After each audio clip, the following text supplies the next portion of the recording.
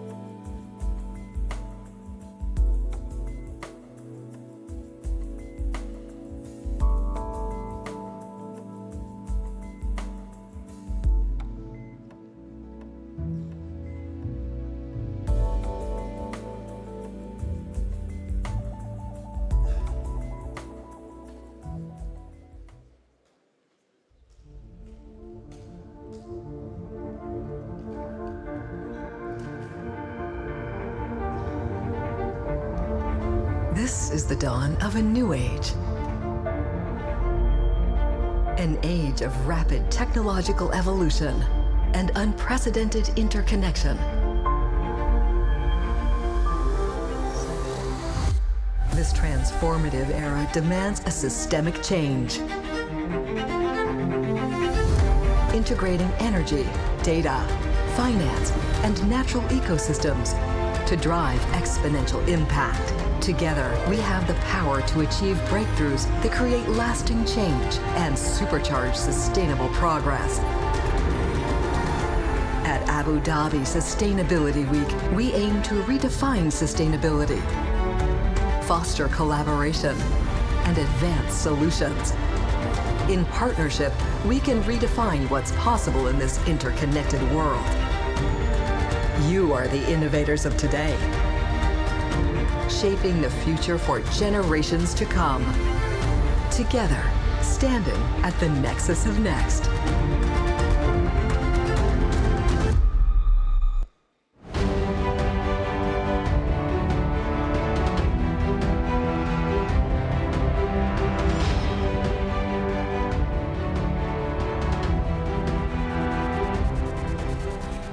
Your Highnesses, Your Excellencies, esteemed guests, ladies and gentlemen, good morning and welcome to Day 2 of the Abu Dhabi Sustainability Week Summit 2025.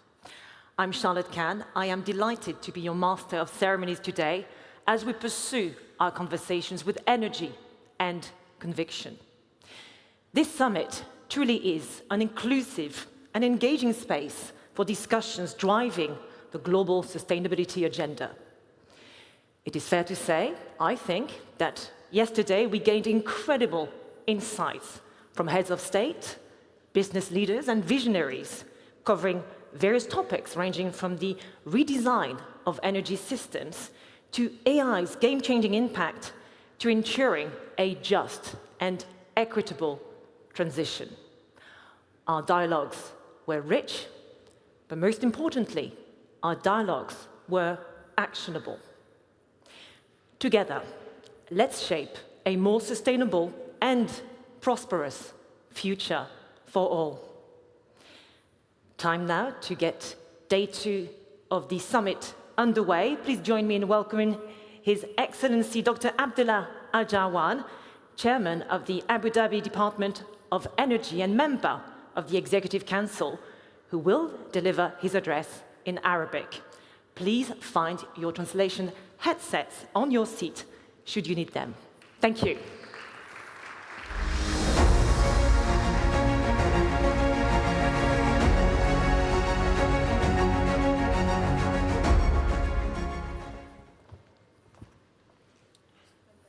بسم الله الرحمن الرحيم. سيدي سمو الشيخ خالد بن محمد بن زايد ولي عهد أبو ظبي رئيس المجلس التنفيذي لإمارة أبو ظبي، أصحاب السمو، السادة رؤساء الدول، أصحاب المعالي والسعادة، السيدات والسادة، السلام عليكم ورحمة الله وبركاته. يسرني أن أرحب بكم جميعا في النسخة 14 من أسبوع أبو ظبي للاستدامة. وبداية أود أن أتقدم بخالص الشكر وعظيم الامتنان إلى سيدي صاحب السمو الشيخ محمد بن زايد آل نهيان رئيس دولة الإمارات العربية المتحدة، حفظه الله ورعاه على رعايته الكريمة لأسبوع أبو ظبي للاستدامة. أن رعاية سموه لهذا الحدث تؤكد للعالم أجمع التزام دولة الإمارات بدورها الريادي في التصدي للتحديات البيئية وتعزيز الجهود الدولية لتحقيق التوازن بين التنمية الاقتصادية مع الحفاظ على الموارد البيئية والموارد الطبيعية، كما أن دعمه المستمر يشكل دافعاً كبيراً لتعزيز التعاون والابتكار والتعاون الدولي على جميع الأصعدة لتحقيق أهداف الاستدامة.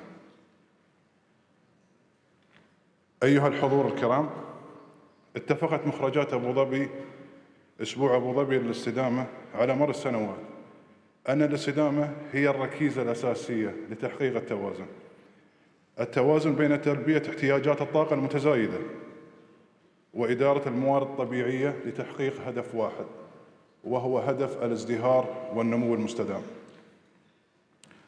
ولعل أهم هذه الموارد هو الماء، ذلك العنصر البسيط جدا في تكوينه، لكنه يظل أعظم معجزة منحت للبشرية.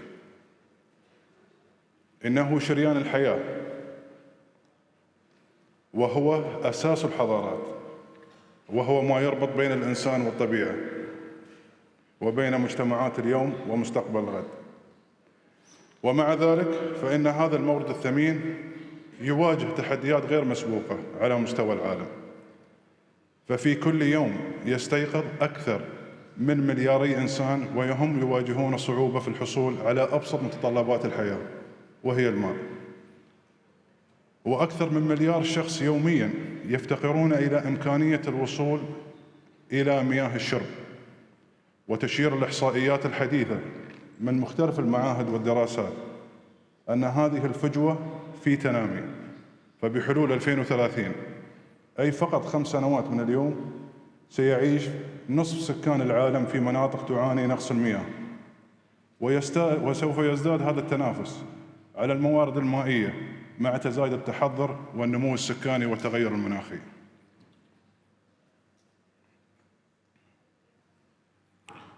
هذه الحقائق أيها السادة ليست مجرد أرقام، بل هي دعوة صريحة لنا جميعاً للعمل وللعمل الآن. السيدات والسادة، هنا في أبو ظبي مواجهة التحديات المناخية والمائية وإيجاد حلول لها هو جزء من واقعنا اليوم الذي نعيشه. تعلمنا أن مواجهة الصعوبات ليست خيار، بل هي ضرورة استلهمناها من قيادتنا الرشيدة ورؤيتهم الطموحة التي تسعى إلى تحويل هذه التحديات إلى فرص. ومن خلال الاستثمار في التكنولوجيا والابتكار، وقبل ذلك في الإنسان، حققنا إنجازات مثلى في هذا المجال من ناحية توفير المياه بل وضمان استدامتها، حيث تمتلك أبو ظبي اليوم أكبر محطة تنقية مياه بتقنية التناضح العكسي مخفضة الكربون في العالم، وتنتج أكثر من 10 مليون متر مكعب يومياً.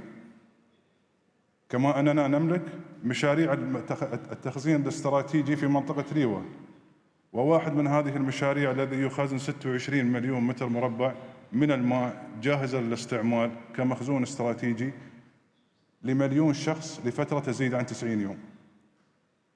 إضافة إلى ذلك، اسمحوا لي أن أذكر جائزة إكسبرايز المياه التي أطلقت تحت مظلة مبادرة محمد بن زايد للماء، حيث تهدف الجائزة لتحفيز العنصر الإنساني بدعم الابتكار في تقنية تحلية المياه وتوفير المياه النظيفة للمجتمعات التي تعاني من ندرة المياه. وكذلك قمنا بنجاح من تحقيق بوادر وتسليمات استراتيجية أبو ظبي للمياه في عام 2030، وبالفعل قد تحققت العديد من هذه المخرجات، ونحن في نسق الوصول إن شاء الله إلى هدف توفير استهلاك الكهرباء بنسبة 22% والماء بنسبة تزيد عن 30%. لكننا ندرك أن الطريق أمامنا لا يزال طويلاً، فالمياه ليست مسألة تقنية أو اقتصادية، بل هي قضية إنسانية وأخلاقية. علينا أن نعمل جميعاً بروح الفريق، وعلينا أن نستوعب أن هذه المسؤولية المشتركة لضمان توفير المياه لنا وللأجيال القادمة هي مسؤولية الجميع. إن الاستدامة ليست مجرد شعار، بل هي التزام جماعي يتطلب تفكيراً جريئاً، وفوق ذلك كله أفعالاً حاسمة. هنا من أبو ظبي، أرض الفرص، أرض الحلول، أرض اللا مستحيل. واليوم من منصة أسبوع أبو ظبي للاستدامة، هذه المنصة الاستباقية التي تجمع الخبراء وصناع القرار والمبتكرين ورواد الأعمال. أدعوكم أن تتخذوا هذا الحدث التقدمي كفرصة لإيجاد الحلول لهذه التحديات، وتحقيق التوازن بين النمو الاقتصادي وحماية الموارد البيئية للوصول إلى مخرجات الاستدامة. في هذا الأسبوع نسعى إلى وضع الماء على رأس أولوياتنا. أيها الحضور الكريم، في الإمارات نؤمن بأن القيادة الحقيقية تكمن في اتخاذ خطوات جريئة نحو المستقبل، ومن هنا نرى أن دورنا لا يقتصر على تحقيق الاستدامة كمبدأ وأسلوب حياة في داخل حدودنا الجغرافية فقط، بل يشمل أيضاً المشاركة في المجهود العالمي. لهذا السبب نفخر بأن تكون أبو ظبي اليوم مركزاً عالمياً للحوار وللعمل بشأن قضايا الماء والطاقة والاستدامة. أن التحديات التي نواجهها اليوم لنا جميعاً توجب علينا جميعاً أن نكون جزءاً من هذا الحل. إنها فرصة لنثبت للعالم أن بالإمكان تحويل هذه التحديات إلى فرص، وأن التحديات ليست نهاية الطريق، بل هي بداية لرحلة جديدة نحو مستقبل أفضل. دعونا جميعاً نتعهد معاً بأن نضع المياه واستدامتها في صميم أولوياتنا، وأن نعمل لتحقيق ما نطمح إليه. ختاماً، أود أن أعبر عن شكري وتقديري لكل من ساهم في تنظيم هذا الحفل والحدث العالمي، ولكل من حضر ليكون جزءاً من هذا الحوار البناء. إننا نؤمن بأن التغيير يبدأ بفكرة، لكن الأفكار تظل أفكار ولا تنجح إلا إذا دعمناها بالأفعال. دعونا نكمل المسيرة التي بدأها الوالد المؤسس الشيخ زايد بن سلطان آل نهيان طيب الله ثراه من أبو ظبي وللعالم، لصنع مستقبل نفخر به جميعاً. معاً نستطيع أن نحمي الحياة ونبني المستقبل ونترك إرثاً عظيماً للأجيال القادمة. قطرة اليوم حياة للغد، والسلام عليكم ورحمة الله وبركاته.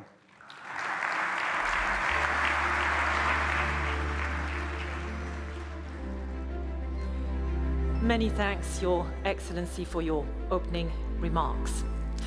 Your Highnesses, Your Excellencies, esteemed guests, ladies and gentlemen, please join me in welcoming to the stage His Excellency Bola Tinubu, President of Nigeria.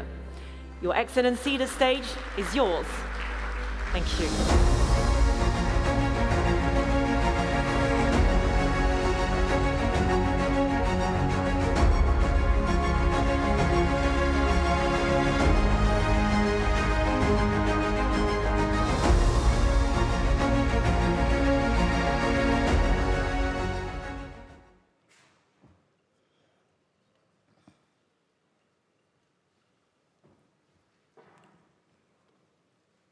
Good morning, Your Excellencies, distinguished delegates, ladies and gentlemen. Allow me to begin by extending my deepest gratitude to the President of the United Arab Emirates, His Highness Sheikh Mohammed bin Zayed bin Sultan Nahyan, for inviting me to this Abu Dhabi Sustainable Week. I thank the government and good people of Abu Dhabi for their generous hospitality and foresight in organizing this event. This week, leaders from all over the world come together to exchange views and perspectives on how we can collectively address the global challenges of our time. The topic assigned to me for discussion is climate imperatives into economic prosperity, bridging African with global energy future. This topic resonates deeply with Africa's aspirations and challenges. It also underscores a pivotal reality about our dear continent. The fight against climate change is not merely an environmental necessity, but a global economic opportunity to reshape the trajectory of our continent and the global energy landscape. As leaders, stakeholders, and citizens of our planet, we stand at a crucial and critical junction in human history. To succeed, we must innovate, collaborate, and decisively collaborate as a global community. As Africa's most populous nation and one of its largest economies, Nigeria recognizes its responsibility to demonstrate the required leadership on these matters. We have embraced a vision of sustainability that aligns with global aspiration while addressing the local realities. Our efforts are anchored on 3 pillars: energy transition, climate resilience, and sustainable development. My administration, we recognize this problem from the word get-go, from inception. We recognize the importance of reducing carbon emission and a just transition to clean and renewable energy, promoting environmental sustainability and economic growth. Energy transition, dear delegates and all the excellencies, our energy transition plan, like many nations, are aimed at diversifying energy sources and reducing our dependency on fossil fuel, prioritizing the transition to cleaner energy sources as a cornerstone of our national development strategy. Nigeria is committed to achieving a net zero emission by 2060, in line with global climate objectives. We are developing the infrastructure to utilize compressed natural gas and electric vehicles. Nigeria also is investing substantially in energy generation through exploration of efficient and internationally satisfied data required to export our solid mineral and critical metal in support of the green energy transition. Climate resiliency must be achieved. Building resiliency against the adverse effects of climate change is essential for safeguarding our African communities and economies. Nigeria is implementing climate-smart agricultural practices to enhance food security while reducing environmental impacts. The government has approved several developmental policies such as National Clean Cooking Gas Policy, which is aimed at promoting clean energy, environment, and health benefit and socio-economic development in our region. We believe the sustainable development must be inclusive. We are therefore working tirelessly to ensure that our policies promote equity and social justice, leaving no one behind. Challenges versus opportunities in Nigeria, yes, there are, and there will continue to be challenges. But how do you mitigate that? We face serious challenges, environmental challenges, including deforestation, desertification, coastal erosion, flooding, pollution, and many other negative impacts of climate change. Lake Chad continues to shrink every year. Livelihood of people continue to be threatened. Our government is working with local communities to implement solutions to mitigate these effects and help us build resilience in the face of environmental challenges. For resources, to promote a green economy in Africa, we must focus on integrating sustainable practices in all sectors of our economy. These investments are capital intensive in nature, and it required international support from partner countries, including multinational organizations. Developmental partners and individuals who shared our vision of a sustainable, prosperous, and equitable future must be included. Nigeria became the first country in Africa to initiate funding for green projects through sovereign green bond proceeds, the third issuance of which is currently in progress. We urge investors to partner with us in this regard. Our government remains committed to providing an enabling environment for businesses to thrive.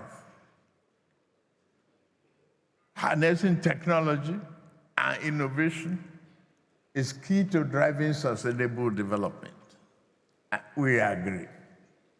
Nigeria is increasingly embracing new technologies like clean energy, water conservation, land and forest restoration, waste management, and circular economy.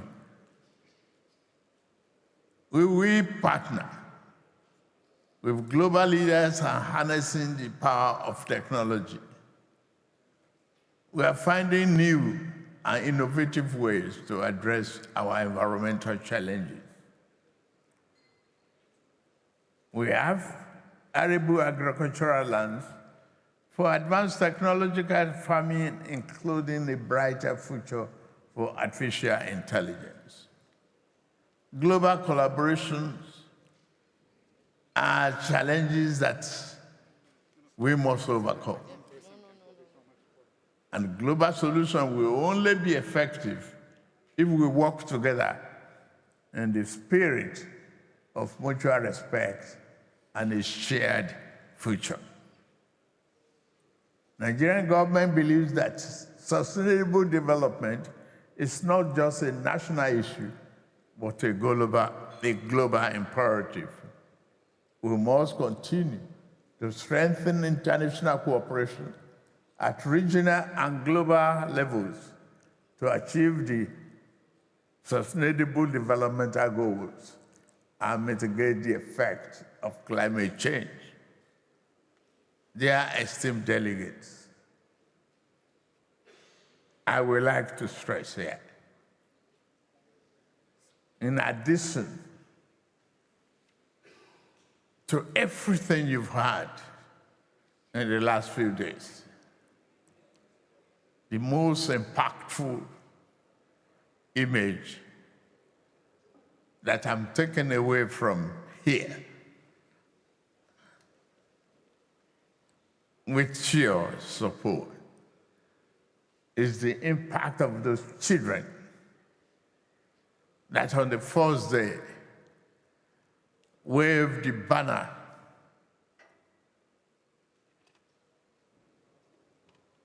of United Emirates Republic,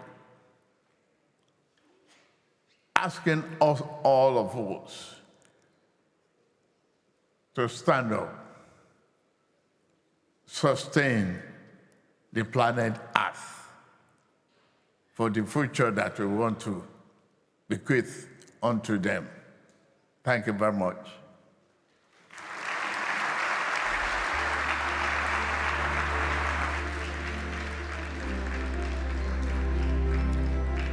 Your Excellency, thank you so much for sharing your inspiring and invaluable remarks with us today. Also with us today, it's a great honor to welcome His Excellency Yoweri Museveni, the President of Uganda. Your Excellency, over to you.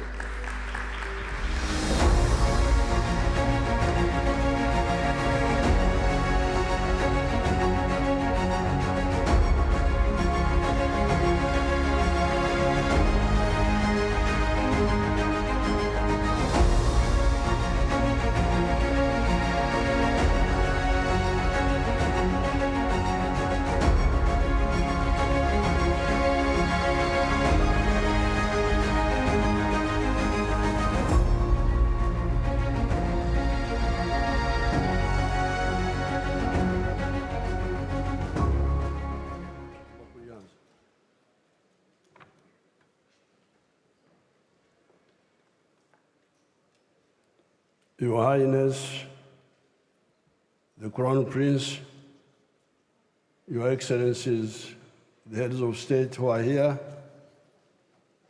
ladies and gentlemen in the audience, and leaders of delegations. First of all, I want to thank His Excellency, President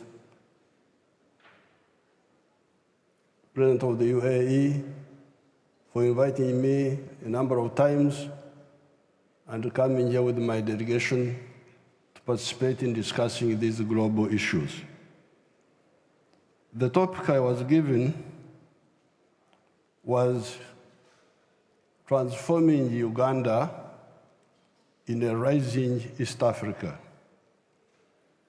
Uganda has got a population of 46 million people and is part of the East African community with a combined population of 300 million people, all of whom are part of the CFTA the continental free trade area of Africa with a combined population of 1.4 billion people.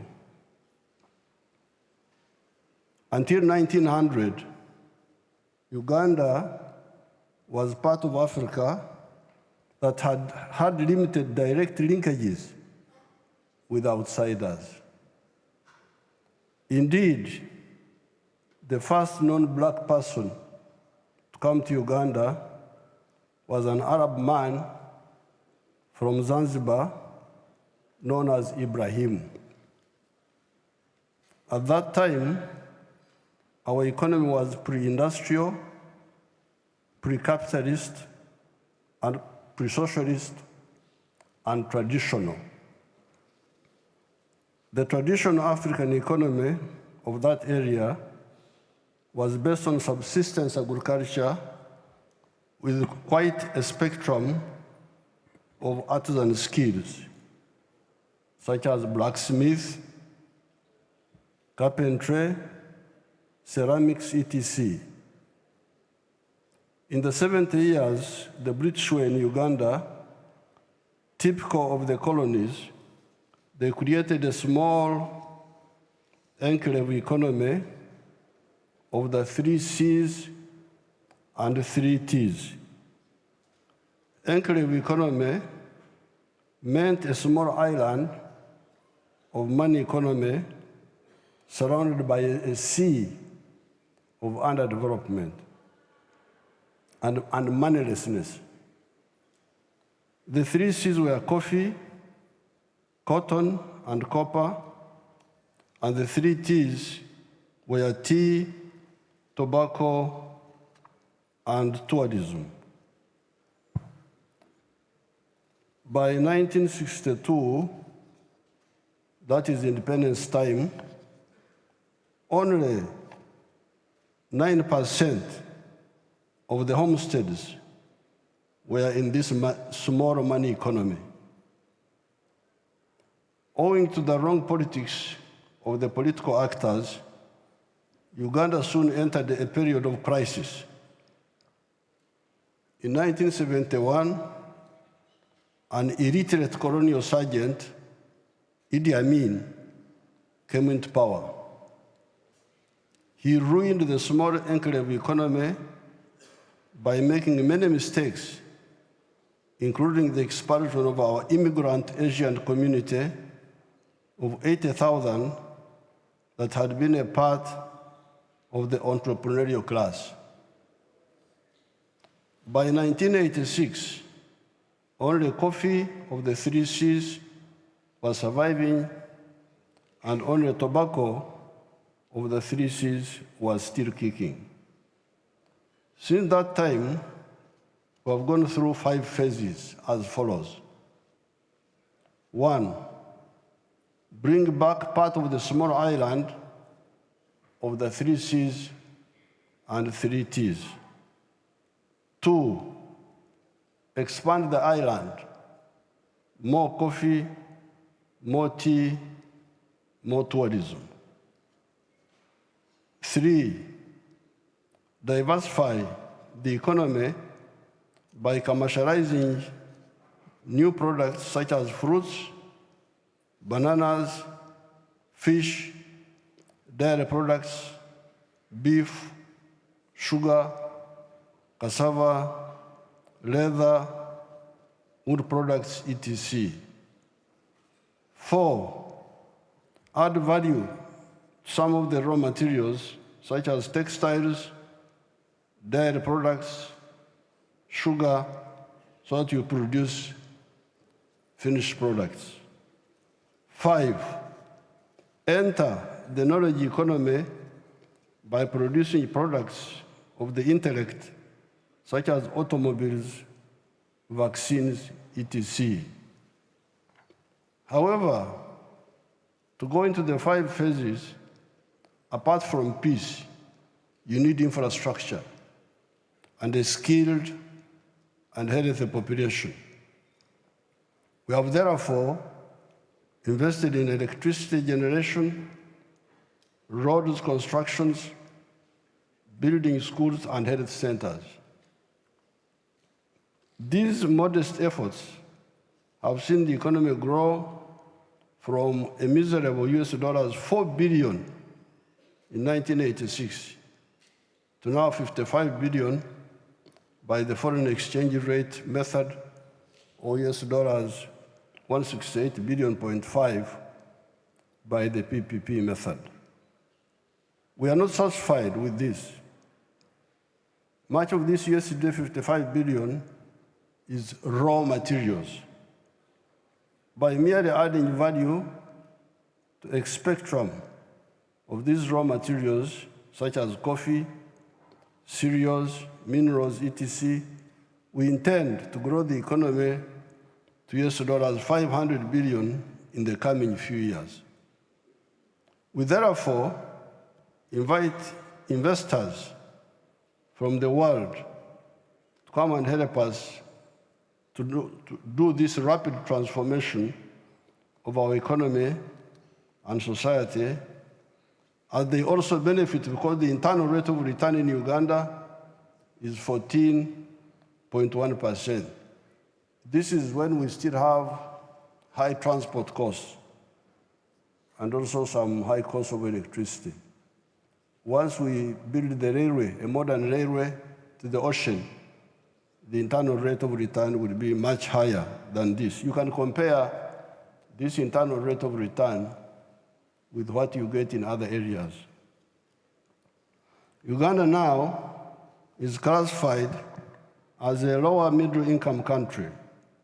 It will, however, rapidly grow into a high middle income country and eventually into a first world country.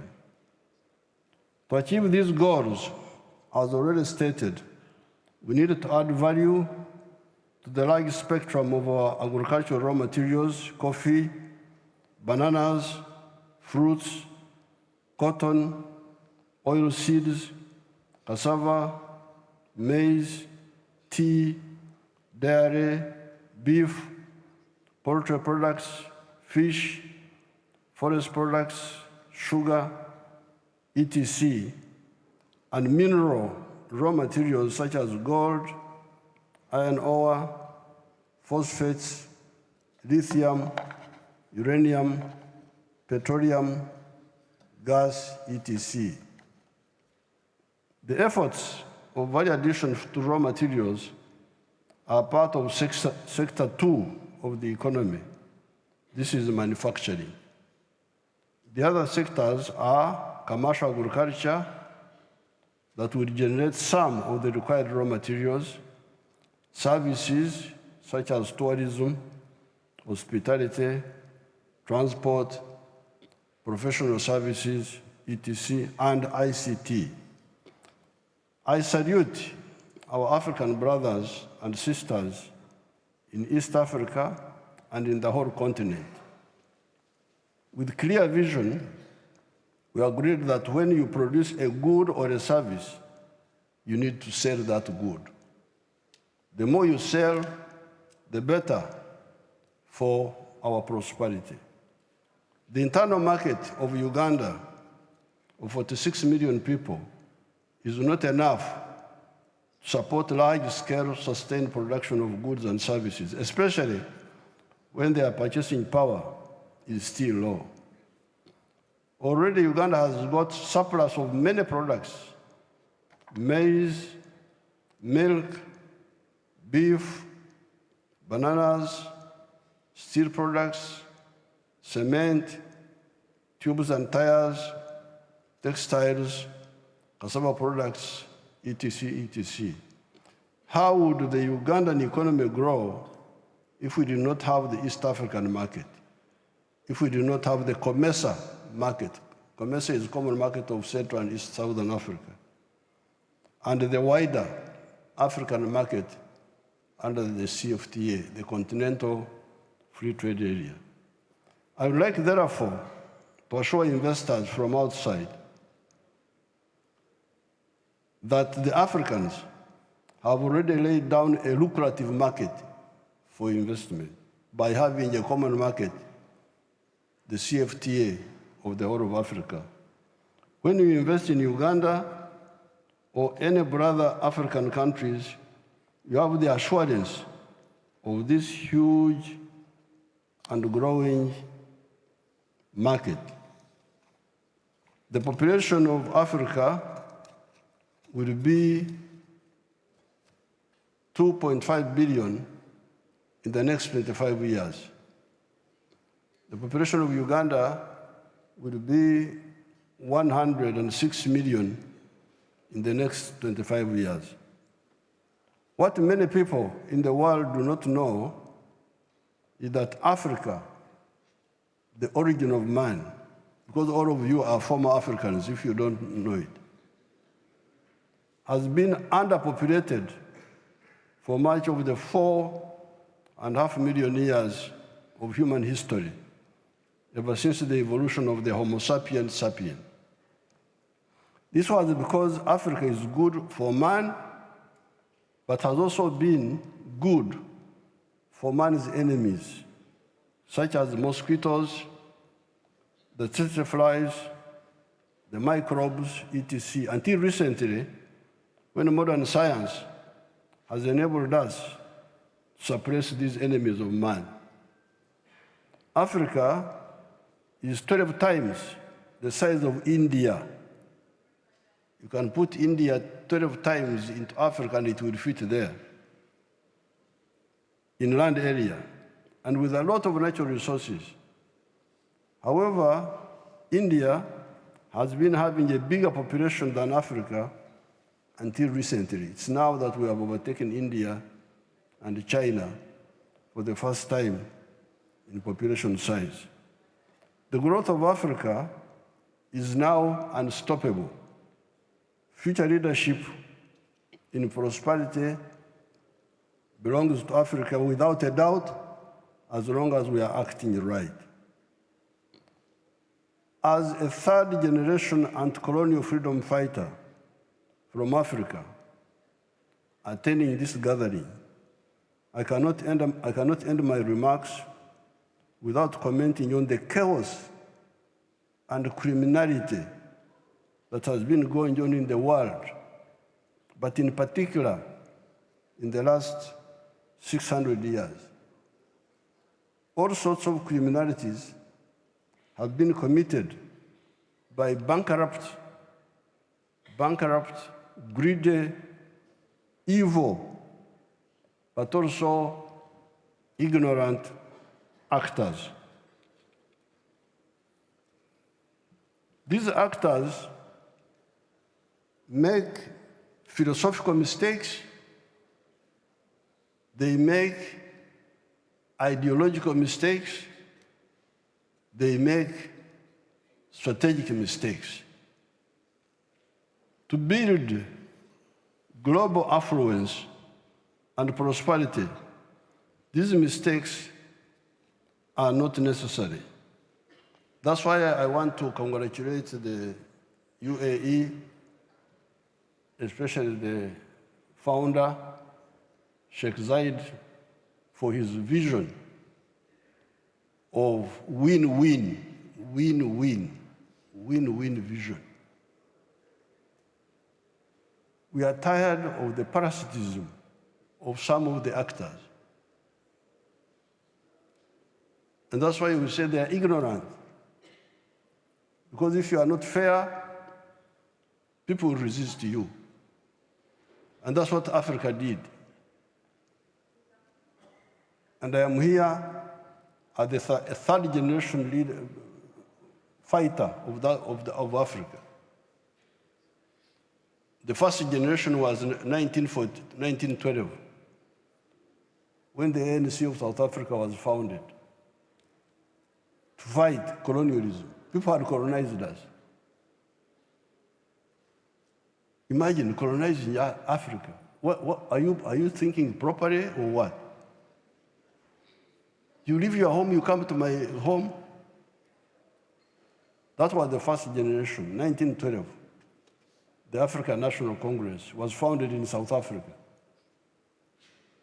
The second generation are in the 1940s. People like Nkrumah, Mwalimu Nyerere, Jomo Kenyatta, many other leaders, and we are the third generation, we who came in the 1960s. So therefore, we are saying that these endless philosophical, ideological, strategic mistakes are not necessary.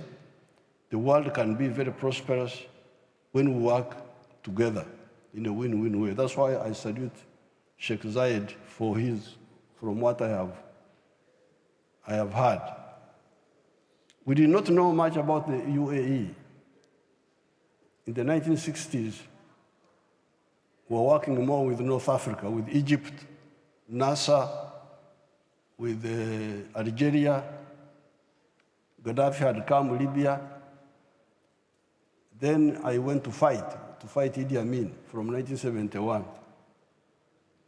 When I came back, I heard of a place called Dubai. I have never heard of Dubai.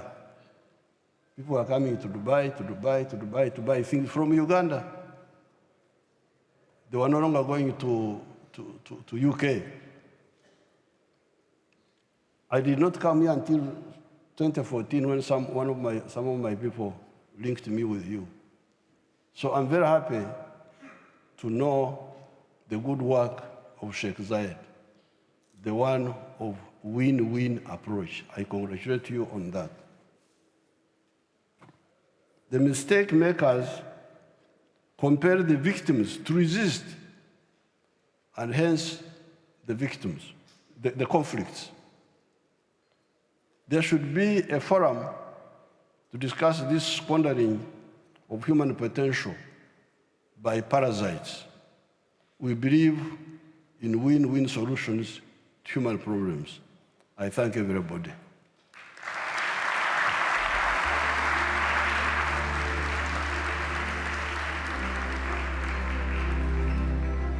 Many thanks, Your Excellency, for your optimism and for your conviction.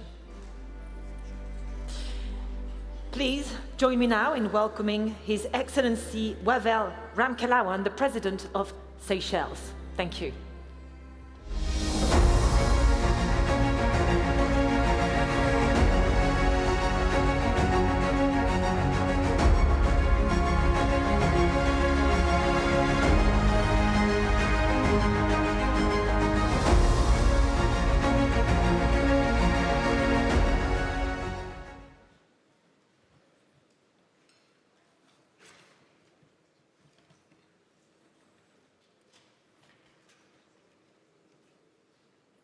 Your Highness Sheikh Khaled bin Mohammed Al Nahyan, Crown Prince of Abu Dhabi, Your Highnesses, Excellencies, fellow African heads of state, distinguished guests, ladies and gentlemen.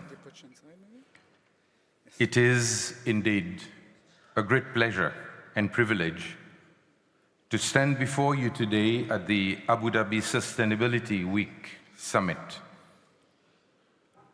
I represent the Seychelles, a proud island developing state with a vision for sustainability.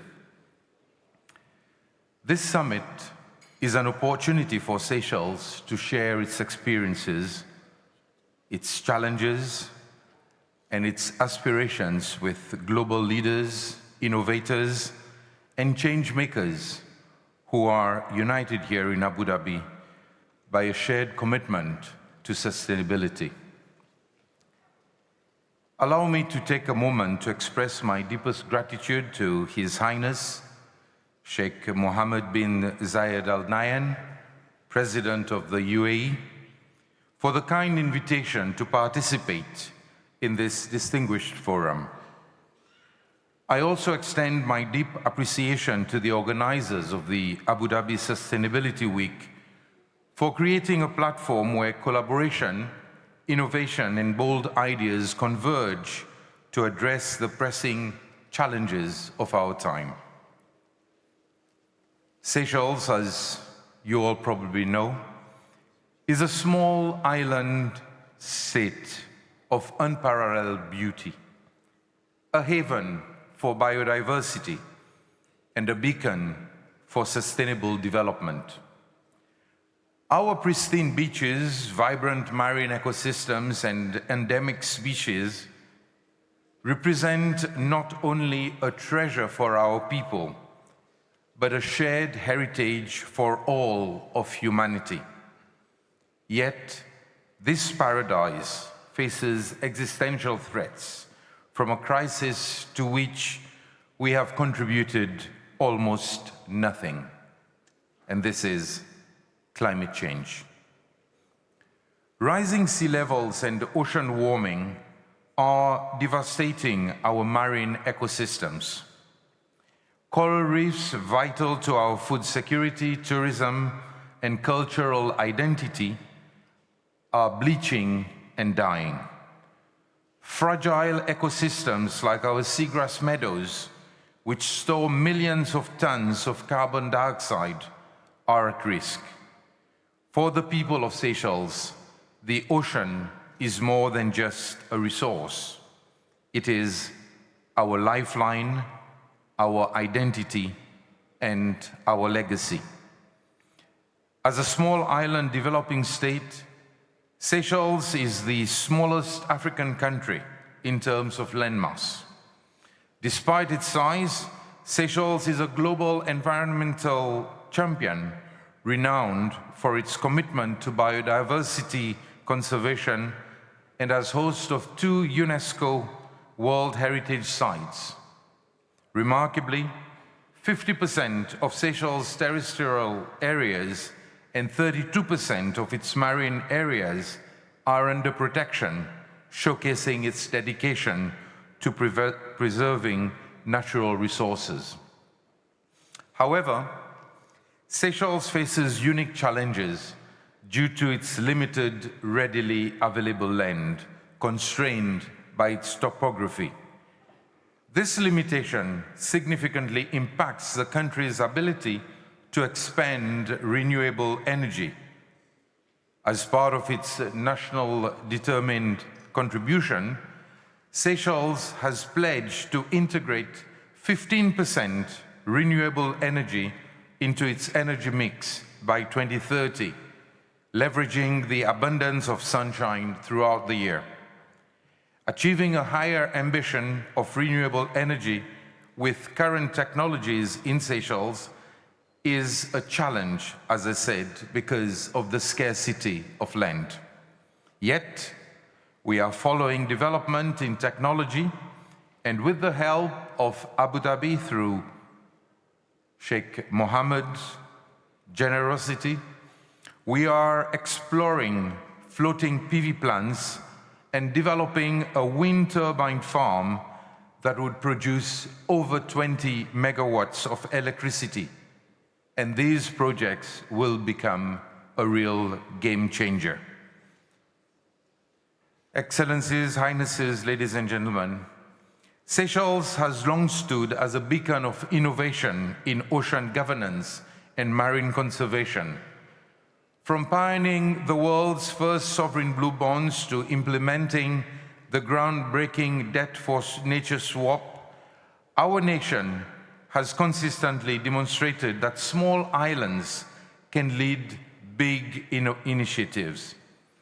These financial mechanisms have not only helped to protect vital marine ecosystems, but also position Seychelles as a global leader in sustainable ocean management. Recognizing the potential of these mechanisms, Seychelles is now exploring ways to adapt them to mitigate some of the risks associated with marine renewable energy development.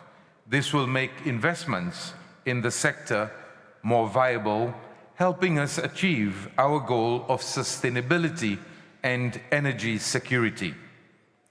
Today, as we gather under the theme, the Nexus of Next, Supercharging Sustainable Progress, we are called to envision how Seychelles' innovative spirit can further accelerate the development of marine renewable energy while preserving the health of our oceans.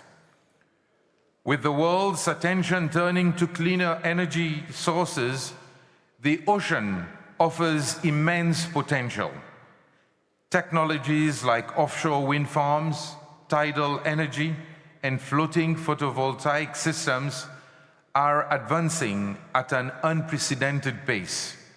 Seychelles, with its large exclusive economic zone and rich marine biodiversity, has a unique opportunity to harness these innovations to meet our energy security needs. However, this opportunity comes with a profound responsibility. Seychelles is not just a custodian of its waters, but a steward of global marine heritage. Our seagrass meadows, coral reefs, and mangroves are not only critical carbon sinks, but also sanctuaries for countless marine species. Balancing energy development with marine conservation requires a careful, science-driven approach. By aligning energy infrastructure development with comprehensive environmental assessments, we aim to safeguard the ecosystems that underpin our blue economy. Moreover, beyond energy security and environmental stewardship, we strongly believe that the transition to a blue economy must deliver inclusive benefits for our people, particularly for our coastal communities that depend on traditional marine livelihoods. For Seychelles, the blue economy is not merely an abstract concept.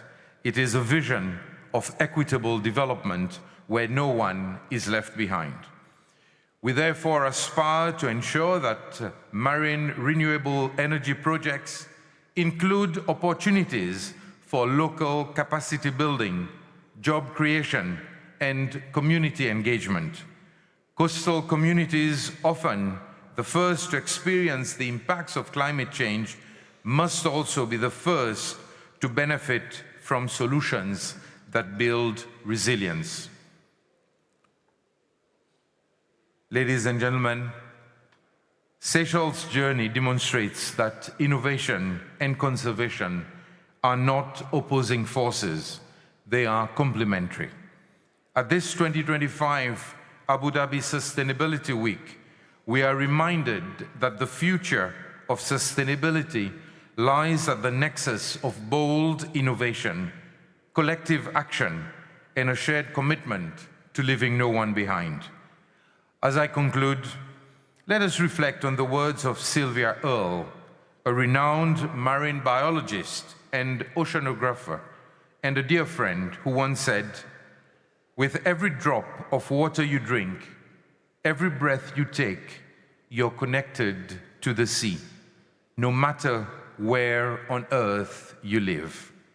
These words remind us that the ocean is not only the heartbeat of Seychelles, but also crucial for the well-being of our planet. Our aspirations for sustainable and inclusive blue economy are not just for ourselves, they are for the generations to come and for a healthier planet. Together, let us work to turn these aspirations into reality. Seychelles stands ready to continue leading by example, proving that small nations can inspire global change. With unity, innovation, and determination, I believe that our shared vision for a brighter future will be achieved. I thank you.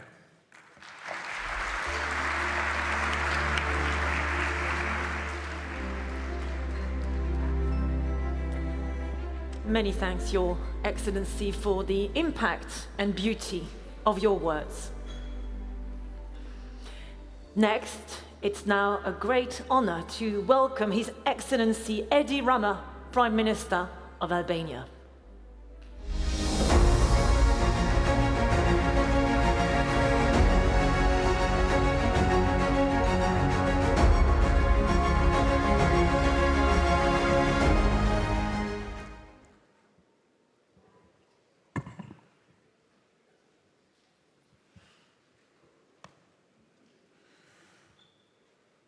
very honorable participants and dear friends, it's with great honor that I take the floor to present what is shaping not just Albania's future, but specifically what in this moment in time Albania's future is being shaped by advancing clean energy and strengthening international partnerships, specifically with the United Arab Emirates.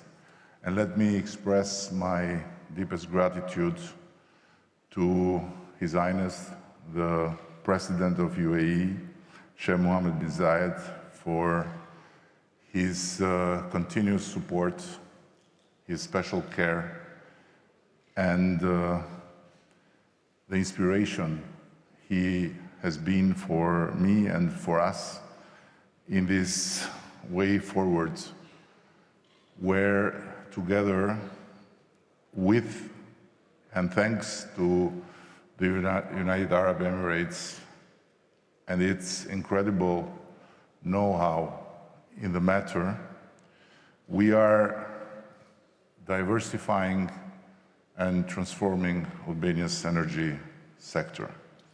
Let me inform you that Albania electricity generation is, as we speak, 100% from renewable generation. And Albania's renewable energy share in final energy demand amounts to 44%. This makes Albania part of the top list of the European countries, together with Scandinavian countries, in terms of how much the renewable energy share in final energy demand is as a number. On the other hand, I want to take this opportunity to inform you that we are today soon signing a very important strategic agreement together with Italy and the United Arab Emirates for the subsea cable that is mentioned to be a very, very important tool, not just for transmitting renewable energy from Albania to Italy, but also for increasing Albania's capacity as a key player in the region based on its 100% renewable production. And this very important step for the region and also for Europe would not have been possible without the significant collaboration with the United Arab Emirates and without the particular attention of Sheikh Mohammed bin Zayed, and also without someone that I want to mention because he has been instrumental in guiding us in this journey, Dr. Sultan Al-Jabr.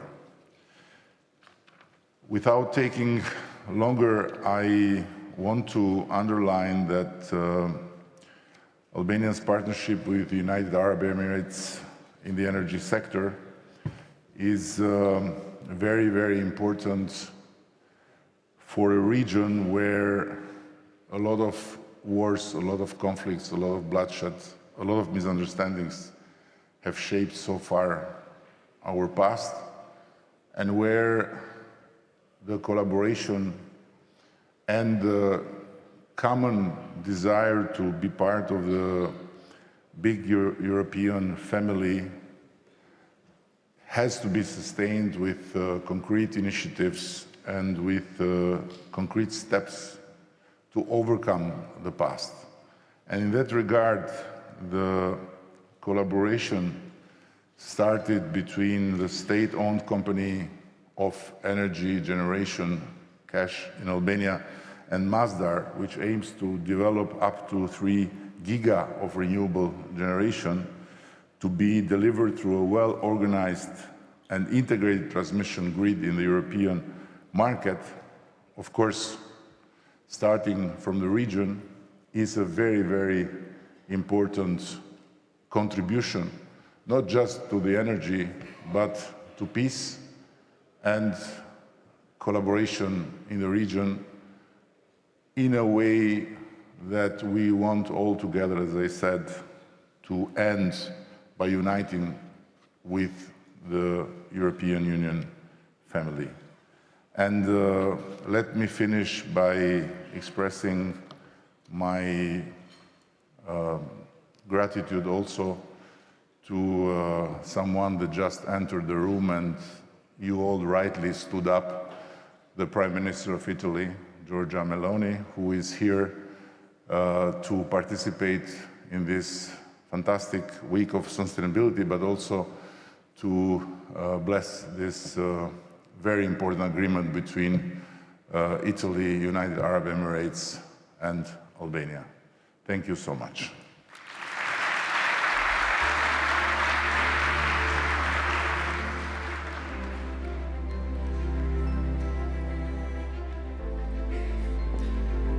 Many thanks, Your Excellency. Indeed, we have the great pleasure today to welcome Her Excellency Giorgia Meloni, Prime Minister of Italy. Over to you, Your Excellency.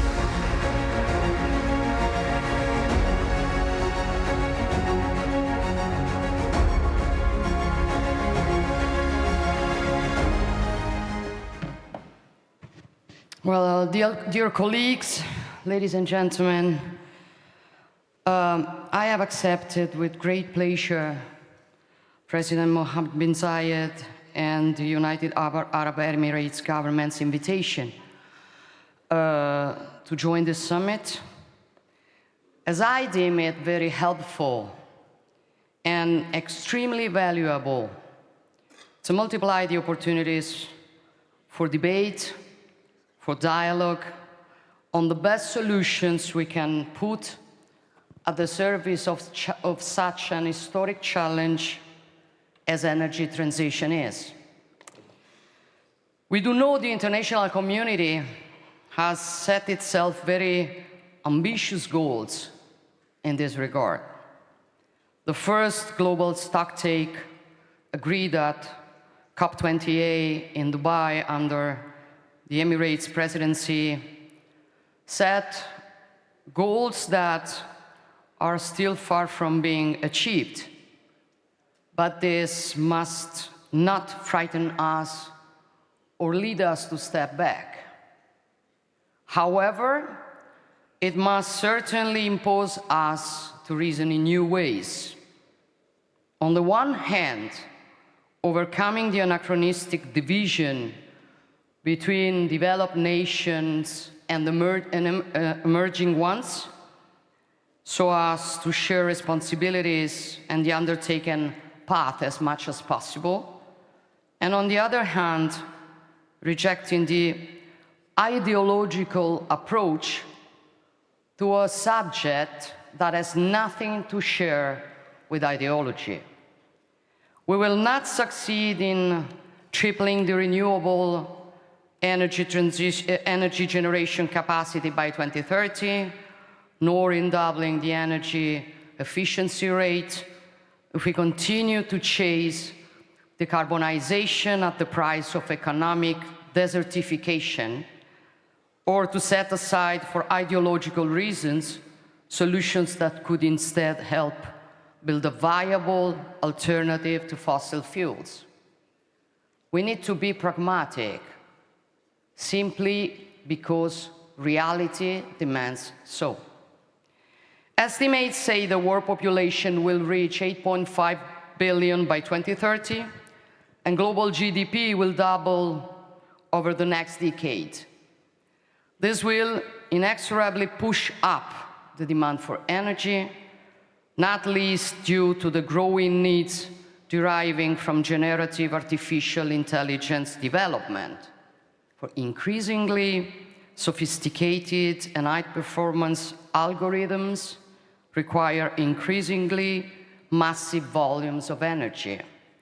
Think about what happens every time we ask a question to an AI-based chatbot. The energy consumed is 15 times higher than for a simple online research. Already today, data centers consume about 1% of global power. This percentage is inevitably bound to rise, with growing demand on top of the demand traditionally coming from industry and manufacturing. The combination of these two factors will pull further pressure on electricity grids and energy infrastructures. The future of energy transition and digitization will thus depend on our ability to strike a balance between sustainability and innovation. We need a device-balanced energy mix based on the technologies we have in place, those we are experimenting with, and those yet to identify. I'm not only referring to renewable energies, but also to gas, biofuel, green hydrogen, and carbon dioxide capture, without forgetting nuclear fusion, which can potentially produce clean, safe, and moreover, unlimited energy, and turn energy from a geopolitical weapon into a widely accessible resource, effectively changing history. Italy is playing its own part in this direction and thus hosted in Rome the first meeting of the World Group on Fusion Energy promoted by the International Atomic Energy Agency. Yet, if we want to make energy transition concrete and sustainable, we must ensure it is complemented with adequate infrastructures. And I am sure that developing interconnections can be the keystone of a new energy diplomacy to multiply opportunities for cooperations among us and generate shared benefits for all. With this approach, Italy stands to become the strategic hub for energy flows between Europe and Africa. We are a natural platform in the Mediterranean, and this enables us to act as a supply and distribution hub, matching both the existing and the potential supply from Africa with Europe's demand for energy. The Italian government is giving voice to this ambition also through the Mattei Plan, the cooperation plan with African countries that we launched, which embraces energy as one of its very pillars and also provides for strategic connection projects. I'm thinking of the Elmet power interconnection between Italy and Tunisia, a project co-financed by the World Bank and the European Union for a high-voltage direct current 600 megawatt cable extending for around 220 kilometers. I'm also referring to the South H2 corridor for hydrogen transportation from North Africa to Central Europe via Italy, or the high potential projects we launched with the G7, within the G7 framework, such as the Energy for Growth in Africa, to encourage clean energy investments in the African continent. But the Mediterranean can become the space for building many other energy cooperation opportunities, both by strengthening existing projects and launching innovative ones. Italy is traditionally linked to Western Balkan nations, as my friendship with Prime Minister Edi Rama shows. And over time, these bonds have also resulted in energy infrastructure projects. I'm referring, for example, to the power interconnection stretching for 430 kilometers along the Adriatic seabed and linking Italy to Montenegro and the Balkan region, a strategic infrastructure which we aim to strengthen and make even more efficient and competitive. And we intend to pursue this direction. So I am remarkably glad, as Eddie did already, to announce here the signing of a tripartite strategic partnership framework to launch an equally ambitious project between the two shores of the Adriatic, with His Highness Sheikh Mohammed bin Zayed and Prime Minister Edi Rama, two good friends of mine, two good friends of Italy. Today we are going to attend the signing of an extremely important commitment to implement a new energy interconnection for producing green power in Albania and exporting part of that power to Italy, thanks to an undersea cable across the Adriatic Sea.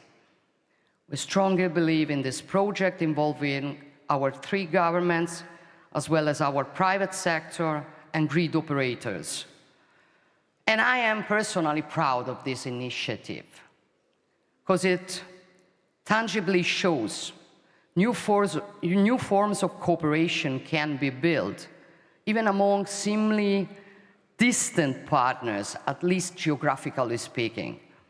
Partners who, however, are able to see the chessboard as a whole, and not just the quadrant of that chessboard that apparently concerns them most closely.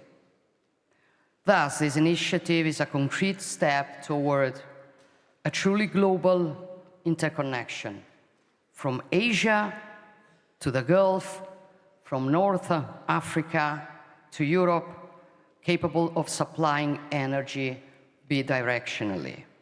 So, colleagues, ladies and gentlemen, we know we are living in a particularly complex era, marked by momentous transformations.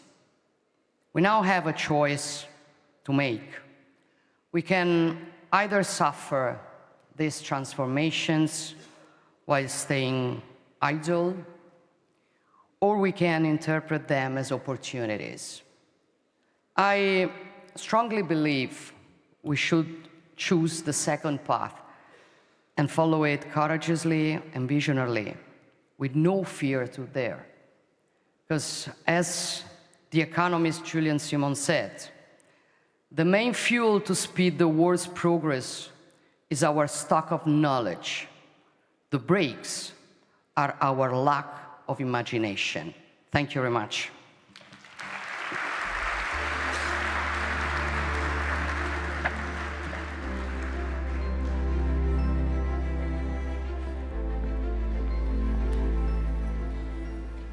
Many thanks, Your Excellency Giorgia Meloni, for your address today and for joining us, of course. What a great privilege to be joined today by these world leaders and hear their views, their experiences, and their visions. We are truly honored that you were able to join us today.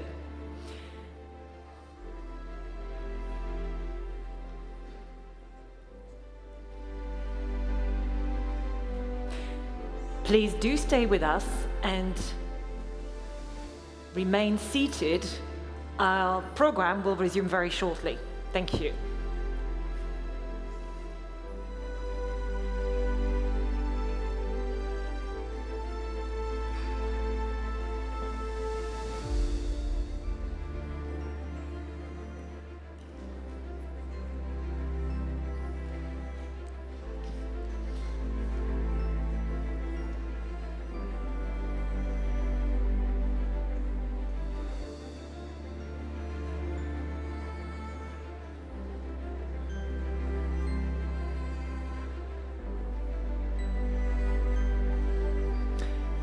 Well, what a fantastic start to day 2 of the Abu Dhabi Sustainability Week Summit 2025.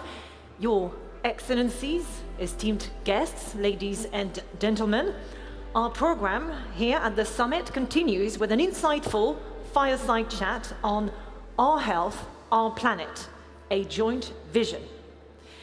With the global healthcare sector accounting for 5% of CO2 emissions, how do we, on the one hand, decarbonize the industry while, on the other, address the profound impact of climate change on human health?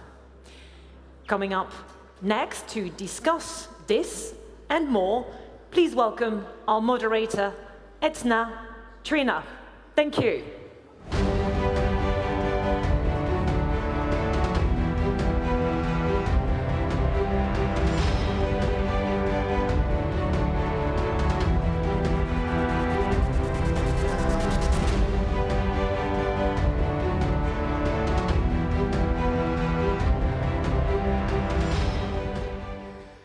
Your Excellencies, distinguished guests, thank you so much for joining us here. And as we heard in all of those statements from world leaders, we're looking at transformation, but we really have to be looking at the health of the nations, the wealth of the nations, and ultimately the health of people. I'm very excited to be talking about this because it's probably one of the most important factors that we really do need to be examining, we need to be looking at, and I'm absolutely delighted to have with me here the Chief Executive Officer of Reaching the Last Mile, Nassar Al-Mubarak. Lovely to see you and thank you for being with us. And Simon Bland, the CEO of the Global Institute for Defense Disease Elimination. So when we look at the impact of the health sector on climate change, on the environment, it's huge. But also we have to look then at the impact of the environment on health, on human health.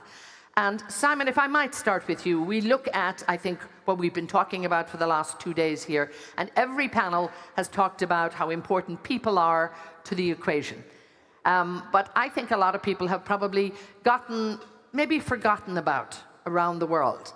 And not everybody is sort of reaching ahead as fast as everyone else. And what's the danger of actually ignoring maybe sometimes, or just maybe not noticing, but the health of the planet? And if we don't get that right when we look at climate change, I think we're in trouble. What do you say? Give us a feel for where we are now. So thanks, Etna. I mean, I think if you wanted to describe the situation, I'd say it's a little bit fragile right now, a little bit shaky. The World Health Organization identifies climate change as a fundamental threat to human health, and it threatens to reverse decades of progress. And it's clearly a clear and present danger now, and that danger is escalating. And we see the impacts through direct heat-related deaths and illness. We see it through air pollution and air quality. We see it through water and food production. We see infectious diseases affected by this. We see extreme weather events.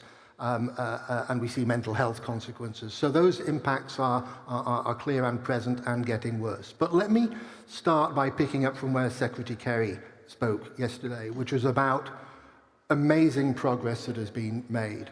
Over the last 120 years, human longevity has increased by 41 years. So we live 41 years longer on average than we did a century ago.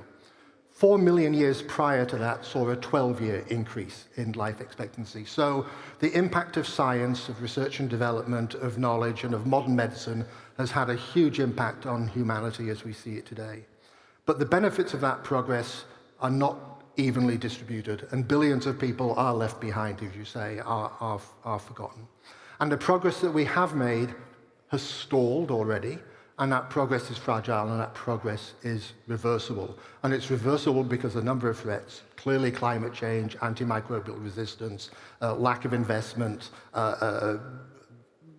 just neglect of leaving behind. So what got us to the point of here is not going to get us to the future. Let me just finish with one quick example. In Pakistan in 2022, there were devastating floods. It submerged 1/3 of the country. It killed almost 2,000 people. It made over 2 million people homeless. And the number of malaria cases increased by 50%, an extra 1 million cases of malaria because of that. So we're seeing the effects of this every day. And again, you know, just as you referred to the floods there, that itself is devastating. But it's the damage it leaves behind, maybe that's the silent damage that nobody's paying attention to as well, that we need to be looking at. Nassar, come in here and talk to us. You know, we see the urgency, or we should see it, maybe a little bit clearer, and, you know, the importance of getting it right. But there's still many obstacles to actually just getting this and making sure that we can eradicate some of these almost unnecessary diseases. Absolutely. So maybe we'll start with some of these obstacles. And I think it's important to give the audience a bit more context and just to remind people that half of the world's population, and that's around 4 billion people, live with no or basic access to even the most rudimentary health services. And unfortunately, when you take that fact and you couple it with that these are the same communities that are on the front lines of climate change, we can very quickly see that it's an enormous concern. As Simon just shared, climate change is affecting disease patterns and increasing the risks of outbreaks. And I'm sorry to mention this word, but COVID-19 reminded us that... Well, yes, it did. I mean, that's the reality. You're right. Absolutely. It reminds us that diseases don't respect boundaries, and it's why really global health challenges require global solutions, and why it behooves us all to work together to address them. We know that the climate crisis is, in fact, a health crisis, and that the health of our planet and our health are intertwined. And while that's a huge challenge, I also think it's a generational opportunity for us. It means that climate mitigation in all its forms, whether that be cleaner energy or sustainable food systems, directly will affect human health. At Reaching the Last Mile, we also believe that the best defense against the effects of climate change are strong, resilient health systems. As Simon just mentioned, whether we look at the floods in Pakistan in 2022 or the fatal heat waves that we've seen from Bangladesh to across the world, is that the incidence of diseases spike up drastically when faced with some of these shocks. And I mean, to probably close, I would say that the way to address this is really to invest in resilience across all its forms, as we heard from the President earlier on. Investing in resilience helps ensure that healthcare remains available to everyone, even vulnerable communities, in the face of climate shocks. Simon, come back to that. You know, obviously, vulnerable communities are where we have to look at, because I think in the developed world, we sometimes don't see it, and maybe we turned a blind eye to it. Nassar just mentioned there, as he said, the climate crisis is a health crisis. And, you know, because it's not, you know, in our face every day, I suppose, and it's not making headlines, that's the other danger. The media probably needs to pay a bit more attention. You know, what can we really do, or what is being done to actually help, I suppose, elevate the problem to a point where we see it and we're maybe disgusted enough to actually take action and do something? Because I think that's what's lacking sometimes. So I think we have a real challenge, and at risk of preaching to the choir. I mean, sometimes it's about finding different audiences and making compelling arguments and being prepared to listen to counter arguments and figure that through. And I don't think we've been particularly good at that. As I say, I think there has been great progress. There's been great international investment in global health. That has stalled, and we've seen the progress that has yielded. Nassar reminds us of COVID-19. Parasites, mosquitoes, diseases don't carry passports, don't respect boundaries, and so my health is your health, and your health is my health, and our health is their health, and their health is ours. So we are in this together, although sometimes we don't naturally see that and think that. So I think what does need to happen, I do think we have some political headwinds, and we have these technological tailwinds behind us, and we need to sort of change the balance and think about that technology. But I think about investment, and I think about the climate activists and the energy transition specialists that we have here, and I think about nationally determined contributions. And do you know that less than 1% of nationally determined contributions is invested in health?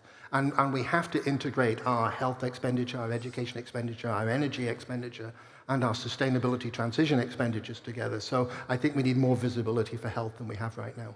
You know, I think in all of the panels, we like to talk about sort of initiatives and investment. But sadly, sometimes when it comes to health, we're actually really looking at deaths, real life, you know, the situation and the dollars.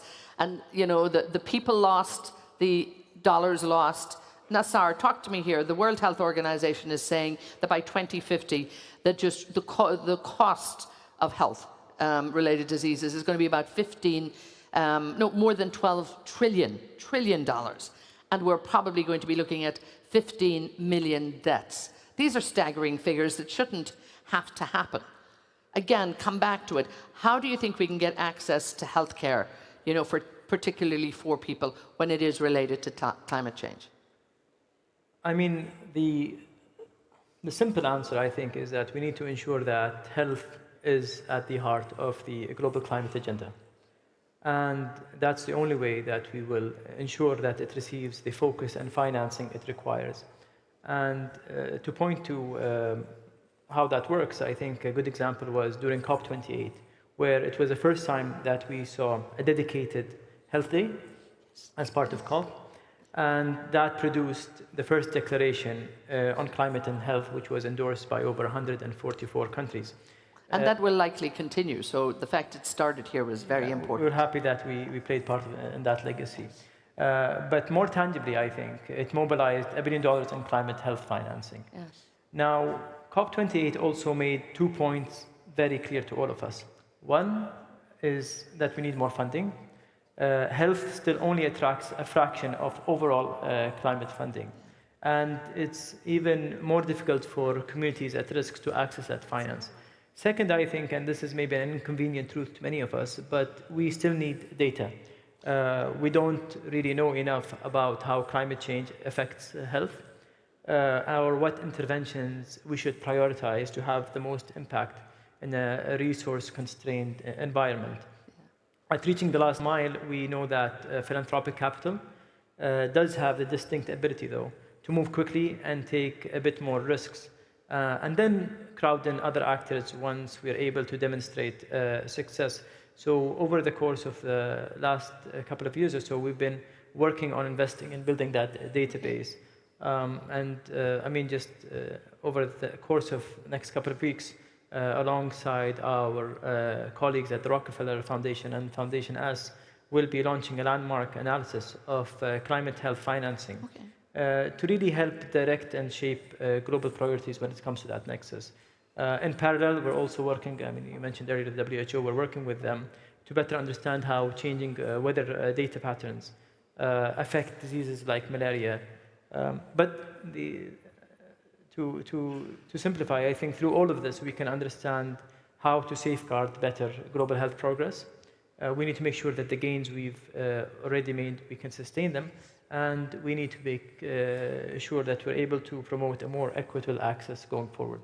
Yeah, because I mean, progress has been made, and you know, for what you're doing at reaching the last mile, and you should all look at reaching the last mile. It's very, very impressive indeed to see the work that you are doing. So more work like this is absolutely to be encouraged.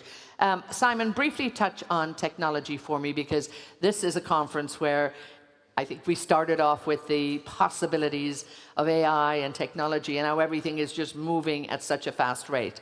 Surely technology should be able to help us on the health side as well.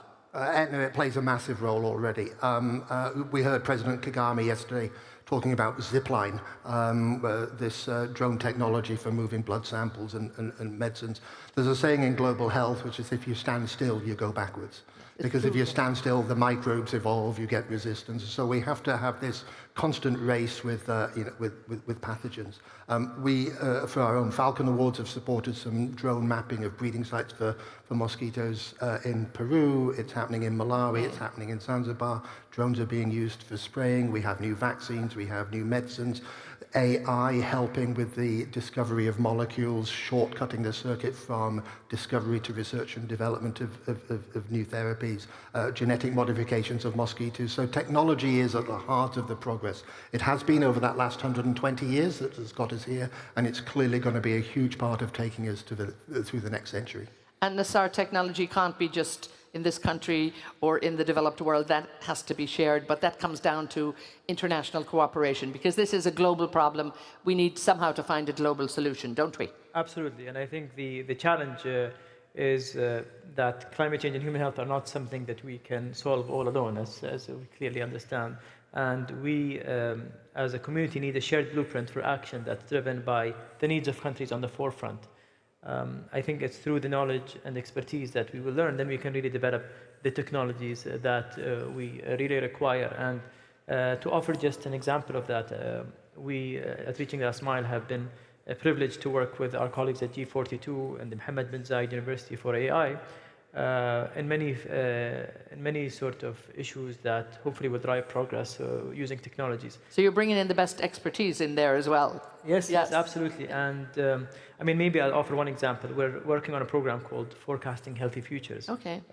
With as well Malaria No More and the university, which basically harnesses AI technology and weather data to find ways to combat climate change. And one of the projects is actually a digital toolkit that helps countries predict better and stop malaria outbreaks before they even happen. We started a pilot program in Odisha state in India, where the toolkit, as well combined with other interventions, I mean, we all know there's no one silver bullet, has reduced malaria incidence in 81% in that region. But beyond global health, I think the UAE has done a lot in demonstrating the role of technology, whether we're talking about AI-led agricultural innovation, or, companies like Altera. The UAE is showing that just as the challenge of climate change is increasing, so are the potential solutions. And we have to wrap it up. Nassar, stay with us and just give us, I suppose, a closing, if there was a call to action for what people can do. Because there's a lot that we need to do in the future, but actually we need to also, move fast on this. What would you want that to be? Sure. So I think, to wrap up, I would just like to reiterate the message that the climate change is the defining health challenge of our time. They're not separate issues, they're one. It's not a future threat, it's one that we face today. But the extent of which current and future generations will be impacted are basically on what we decide collectively to do. We can change the trajectory of that through investments, actions, and partnerships we create together. And I think it's very important that we don't take solutions that are conceived in the global north and impose them on the global south. We need to work together and really address these issues collectively. Yeah, you're so right. I think we have to just think a little bit wider.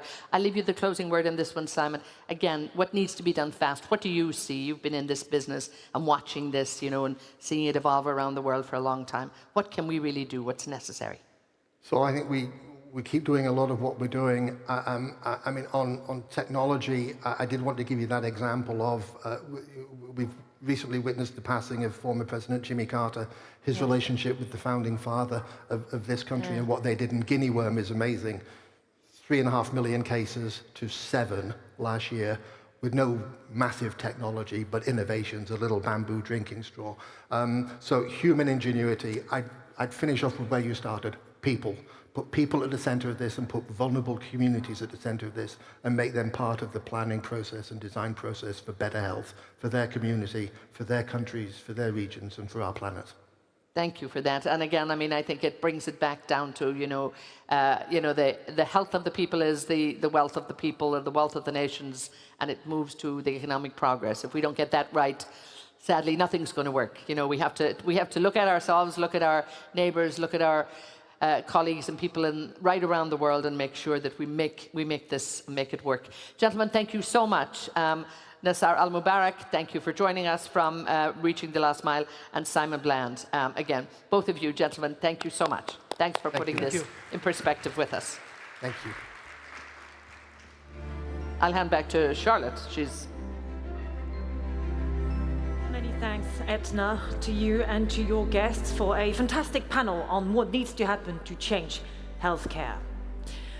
Esteemed guests, ladies and gentlemen, our next discussion delves into transforming food systems for future generations, where we explore how to revolutionize food production while protecting our planet's future. Please welcome Hassan Ghazali and our expert speakers. Thank you.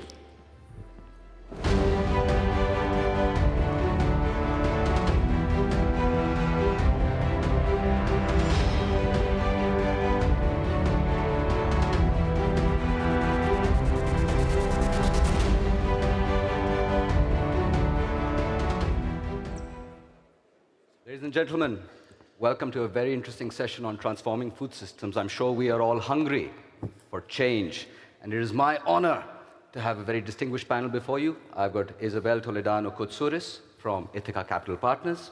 I've got Satya Tripathi, the Secretary General of the Global Alliance for a Sustainable Planet, and I've got Hisham Yahya, Sustainability Director at Fertiglobe. So time is short, much to talk about. We'll get right into it. Start with you, Satya. Through your work at the United Nations and GASP, paint a picture for us. What's wrong with the food systems, and what does the future look like if we don't get things right? Thank you.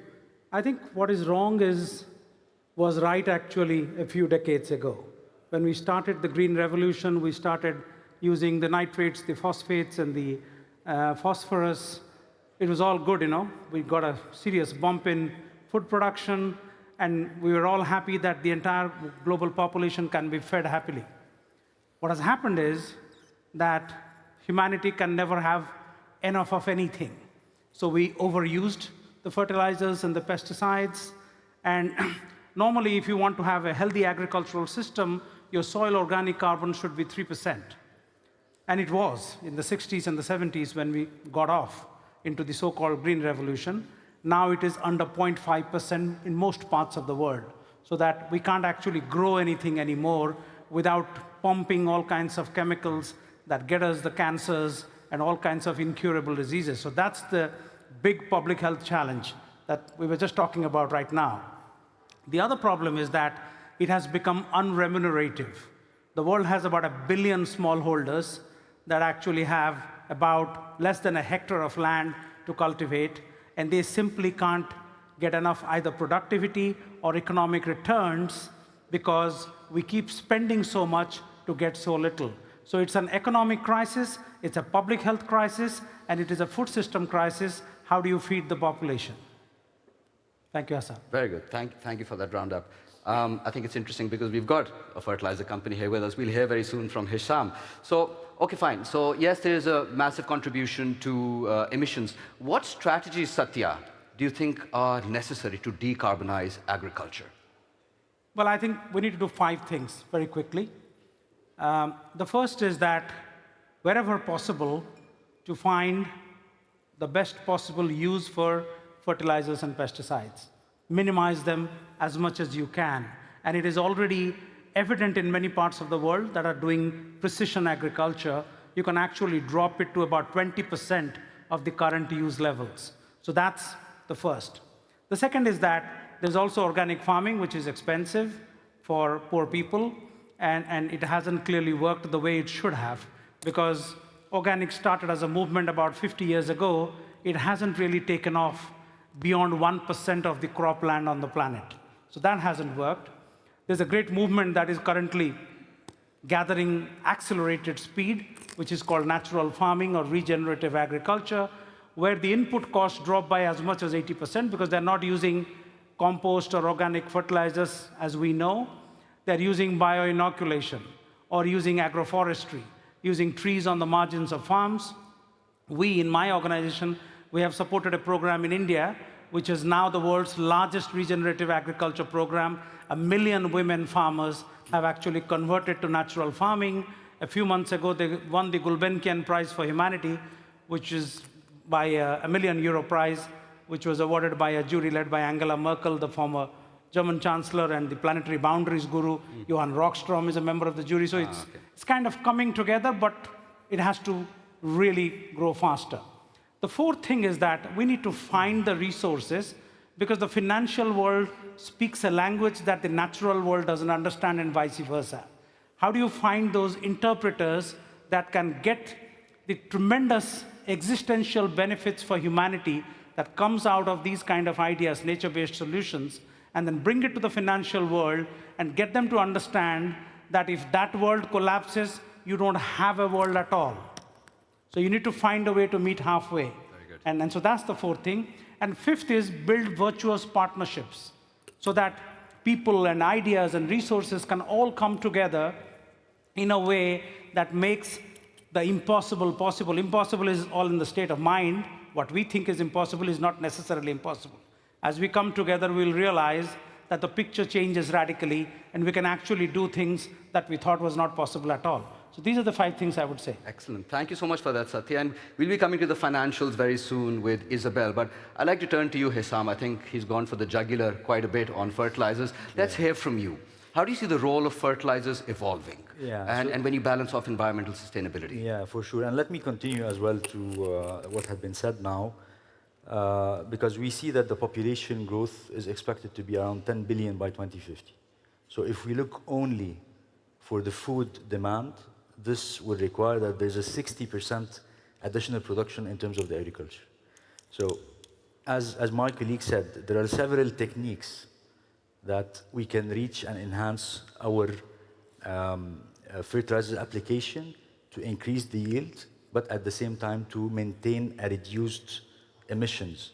So it's more environmental friendly. So if we take a quick look into, let's say, a sustainable intensification, right? As said, there is a precision forming techniques that can be followed. Our nitrogen fertilizers is necessary to continue the security of the food supply. So what we are doing now is that we are introducing enhanced efficiency techniques and treatments to enhance our nitrogen fertilizers to reduce the emissions at the farmland, but at the same time to increase the production of the crop itself. There are other techniques like the 4 R's, where you are required to put the right fertilizers at the right time in the right place and so on. Yeah? But most importantly, from a perspective of a producer, is that the introduction of the low carbon ammonia into the production of the fertilizer itself. This will tremendously reduce the emissions, and ensure that you are producing more with less emissions. So in Fertiglobe, and I will not be lengthy, we introduced already the production of renewable ammonia and low carbon ammonia from CCS. This means that you are consuming less gas, but you're producing more fertilizers, which automatically feeds into the food security issue. Okay, very good. That's good, because I was about to ask you what strategies are being employed at Fertiglobe. So that's a good indication. So now let's talk about finance, because you need money to do all this, whether you're doing operational work, whether you need to support farmers. So first, Satya, let me put a question to you, and correct me if I'm wrong. Is it true we need to focus less on financial innovation, developing new products and instruments, and use existing tools and deploy them innovatively? What's your view on that? Well, I think, I used to be the Assistant Secretary General of the UN, responsible for environment and the financial issues within that ambit. And what I have seen, and we have these principles of responsible banking, principles of responsible investment, Net Zero Asset Owners Alliance, ZFANs, and now a lot of US financial institutions are walking away from it because they are worried about the political fallout of a Trump presidency. But I think the fundamental problem is somewhere else. We are talking too much about changing finance, which is all these conversations are, then financing change. That requires courage. That requires to step up to the plate. That requires to believe in what we keep talking in conferences and committees and meetings and gatherings, is that even if it is 1% or 2% of the money you are deploying, would you take the risk to really step up to the plate and do something that you wouldn't normally do in terms of the normal financial metrics? Now, what I mean by that is that, let's take the case of the pension industry in the world. If you take just the top 300 pension funds in the world, forget there are thousands, I'm just talking the top 300, they manage $18 trillion in assets. If they put aside 1% of that for investments into nature-based solutions, we're talking $180 billion being freed up as blended finance, as first loss guarantees, and that could really change the landscape of resources available for supporting nature-based solutions. So I think we need to be brave. As I often say, paraphrasing a Spider-Man quote, that with great wealth comes great responsibility. So let's be responsible with all the great wealth we have, because this is a room full of people that really have either wealth or access to wealth that can be deployed. Thank you. Very good. Thank you for that. So, Isabel, let me turn to you, because I want to stay on this theme of finance. Now, what's the role, or how do you see these macroeconomic factors, cost of living, inflation, how would they affect your view on investment in sustainable food systems? Thank you, Hassan. So let me step back and maybe take a focus more on sort of food tech and agro-tech as opposed to maybe more traditional food system. And clearly, the macro environment in the last couple of years has acted as a perfect storm for all these companies, hitting them from rising costs to basically shortage of capital, and also catching them at the time that they were really trying to scale up with a non-proven business model at the time, and then getting the costs straight in their face. So what that created is basically a big drop in valuation for a lot of these companies. And while counterintuitively, a lot of people in this room will recognize that there is urgency and we need to act and everybody's committed to it, basically the belief in the sector being able to do something has sort of faded.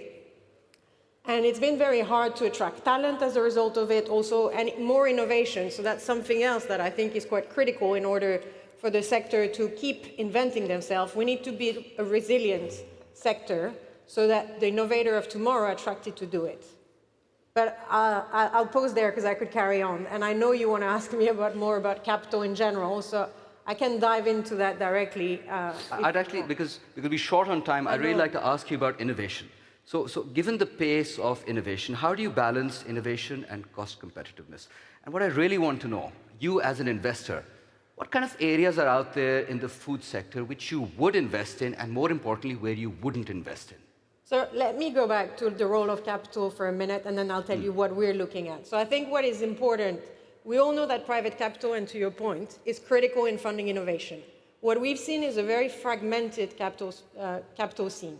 So the early stage company find VC investors, and that's great. And then the later stage company, if they get there, find sort of PE money and growth. And in the middle, you have that valley of death, which is a big problem because we all know that these companies take longer to scale and require more capital. So here, there is something that needs to be fixed. We also need more specialized investors, right? People who understand the risk inherent to this sector. And I think in there's also a role for corporate VC to play, because we have operational dynamics that need to be taken into account that are very different than for any general investor. So that needs to be addressed as well. And it's education. So then once you've said all of that, I think there's been a new paradigm for the agri-food system, which is more disciplined execution, which is much better valuation, because you will all have seen that valuation have dropped 40 to 60% in the last 2-3 years. And it's smarter scaling as opposed to scaling at any cost. And by smarter scaling, you want to demonstrate unit economics. So then I'll answer your question is, what do we look at? We look at people who address a real problem that is scalable, and by scalable, it means you're not just targeting a niche. So for your business model to work, it's not about selling it high price to some sort of niche customer. It's looking at local problem solving. So I give you an example. One of the company we're working with is called Better Origin, and they're solving the food waste issue in the UK. You cannot export food waste, right? So you have to solve it locally. So I think solving local problems, solving big scale problem, and solving real problem, and we would only look at businesses that actually have demonstrated unit economics. It doesn't have to be at massive scale, but that you can show that it works. Okay, very good. So if I was you, where should I put my money? And where should I not put my money? Very quickly. I think you should definitely look at the sector, because it presents a lot of opportunity. And then within the sector, I would say look at steady cash flow, so greenhouse housing, new proteins would be sectors. Should I put my money in vertical farming? Yes or no? Not in every vertical farm, but yes. Be careful about it. Yeah. Okay, very good. So we roughly towards the end of our time, I'm going to go into a rapid fire. So very quickly, because we are talking about the Nexus of Next here at ADSW. What do you see as the biggest breakthrough in the coming years that could transform global food systems? First, we'll have Isabel.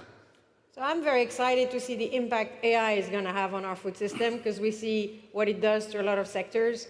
And I start seeing the premises on agriculture, and I'm very excited about that. AI. Over to you, Satya. Biggest breakthrough. Carbon has to find the right price, because poor people are ready to make the climate transition, provided you can unburden the cost of the transition.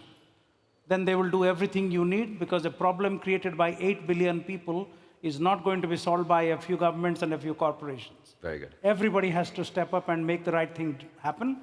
But for that, we have to unburden them. Very we good. can't expect them to pay for the transition. Excellent, excellent. Yeah. And finally, Hassan. So the time is up, so yes. I will say both AI, carbon pricing. Carbon pricing. Yeah, and strict regulations that allows. Okay, very good. We'll talk about that more backstage. We're here, folks. Please find us. We can talk more. Thank you so much to my panelists. Please, ladies and gentlemen, give a warm round of applause for my panel. Thank you.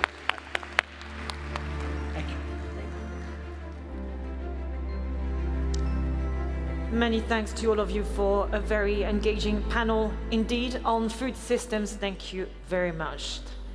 Esteemed guests, ladies and gentlemen, our next discussion will look at the various ways we can leverage and model climate risk. Our moderator will be Amal, and she will introduce our speakers. Thank you very much.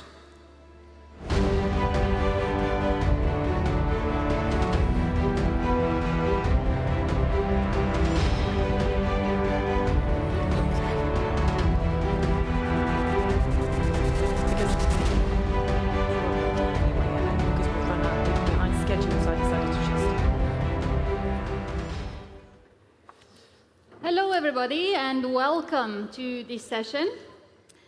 We used to say that the devil is in the detail, but let me tell you, now the devil is in the data. And to put this in perspective, every day we generate 2.5 quintillion bytes of data. And if that doesn't mean much to you, you just add 18 zeros. To put this into perspective, it is the equivalent of 250,000 libraries of Congress worth of data being created every single day. Yet only a fraction of this amount, of this immense resource, is used to address climate change. By 2030, climate risks could wipe out up to 4% of global GDP. And we don't want that. And that's exactly why we have this panel, to talk about big data, big impact.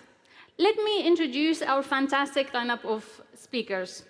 So we have Antoine Huff, principal at Kairos, Anand Verma, founder and CEO of Expect AI. And by the way, I love the name of the company, Expect AI.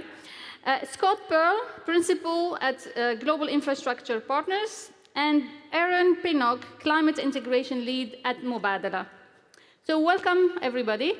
Delighted to have you with us here. Antoine, I will start with you, if that's okay, just to set the stage. How can we improve the standardization, accessibility, and interoperability of climate data from various resources, and how can we incorporate it into decision-making as well? Okay, great questions. Well, I think the first thing to do is we need to recognize that data are absolutely foundational to climate action. We cannot achieve our climate goals without detailed information, detailed measurements, trusted data that we can feel comfortable with and that we can use for action. You can't manage what you can't measure. For a long time, we knew about the problem of climate warming, but we couldn't do anything about it for lack of data.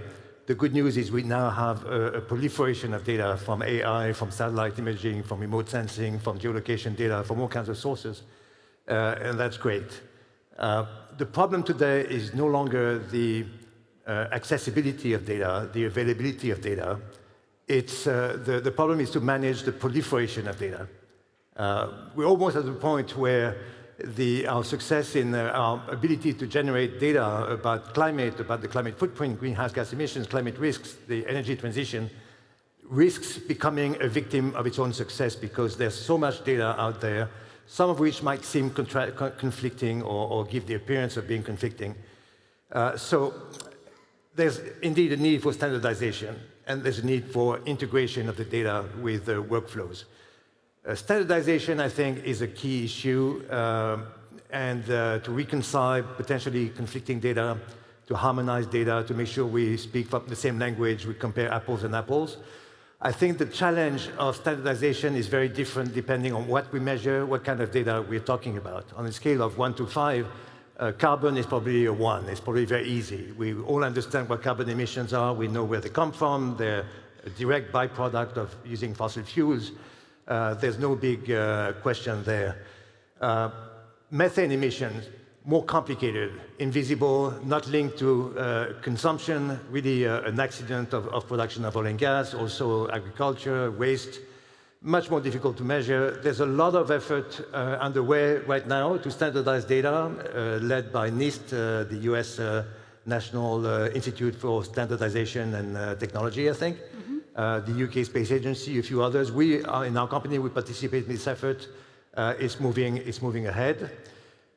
Nature-based solutions, forestry project, that's much more complicated. It's probably a 5 because of the inherent complexity of these projects. Assessing the additionality of a project is different because it entails assumptions about the counterfactuals, what will happen if the projects did not exist. And each project is very different by virtue of, each forest is different, each parcel of the forest is different. So that's probably a 5, and the market is trying to sort this out. It's going to take some time for the market really to find a solution. Integrating the data inside companies, in workflows, in work processes, that's also an issue. And I think more and more in our company, we not only provide data to our customers, but we help them integrate the data into their workflows, into their data management systems. I don't think there's a one-size-fits-all solution for this. It's really case by case. It really depends on the specifics of the companies, of their data management systems, of what they do, of the nature of their needs. And we really work case by case with large customers to help them integrate data into their workflows, their processes. For small and medium companies, it's a little bit more complicated, and I think Anand is going to say something about this. But we can also do it because their needs are also, and their systems are also simpler. So the amount of advisory services they need to manage this is also a little bit lighter and easier to take. Thank you very much, Antoine. And you can see that we have spoken actually before this. So he's already asking Anand the next question. So Anand, just to confirm and bring the money discussion into this, and specifically for SMEs with limited resources as well. So how can we bridge the climate finance gap? And how can big data and AI be leveraged to mobilize climate finance? Thank you so much, Amal. It's great to be here. Assalamu alaikum, everyone. So I think the discussion is a really interesting one here. There are 330 million SMEs in the world. And if I can give you the number, 91% are yet to even think about climate strategy within their business. And the reason behind that is they're underserved, they're underfinanced, and they don't have the resources or knowledge or access to expensive consultants to take those actions. Now, if I give another picture to everyone in the room here, 60% of the total emissions come from SMEs, and they're completely overlooked. So how do we mobilize this, right? So my thesis is that it has to be, sustainability doesn't need to be a sacrifice for them. It needs to be incentivized, and it needs to be profitable. So the term that I want to coin today is profitable sustainability action in the room here. And that can only happen if we're able to invest those financial dollars into their CapEx actions. What I mean by CapEx is if SME wants a solar panels on their roof and they can reduce their energy by 50%, that savings straight away goes to their bottom line, right? Now, when that happens, SME is a winner, and the financing part, company or business or bank, is also a winner in the process. Now, the other challenge to your next question, Amal, is AI, right? I'm so glad that I named my company Expect AI, and thanks for liking that. And 5 years ago, so you were like, 5 years before ago. it became a thing. Exactly, but at that point, AI for me was a machine learning and pattern matching and finding insights. Today, because of everything that's happened with AI and what Dr. Sultan mentioned, Nexus of Next yesterday, I believe that AI has the ability to target 330 million businesses. Without AI, it's impossible, right? So how do you give personal recommendations to these businesses that enables them to take profitable climate action? Because unless we do that, I don't think we'll reach the goals that we have highlighted in yesterday's speech as well. And that's where I think AI can be a force for good, not what just the energy-consuming technology issue. So I'm excited. You can see that I'm super excited about AI. I can see that. And without data, and without good data, AI is nothing, right? So that's where I feel that AI can be a major contributor to our success over the years to come. Yeah, thank you very much. And I really like, the emphasis on aligning, sustainability goals with the business strategy. Right. They shouldn't compete, they should align. Correct. Thank you for that. Now, Scott, if I can come to you and bring the discussion about infrastructure. So infrastructure accounts for a significant share of transition investments. How do asset-intensive businesses leverage AI and big data to reduce emissions?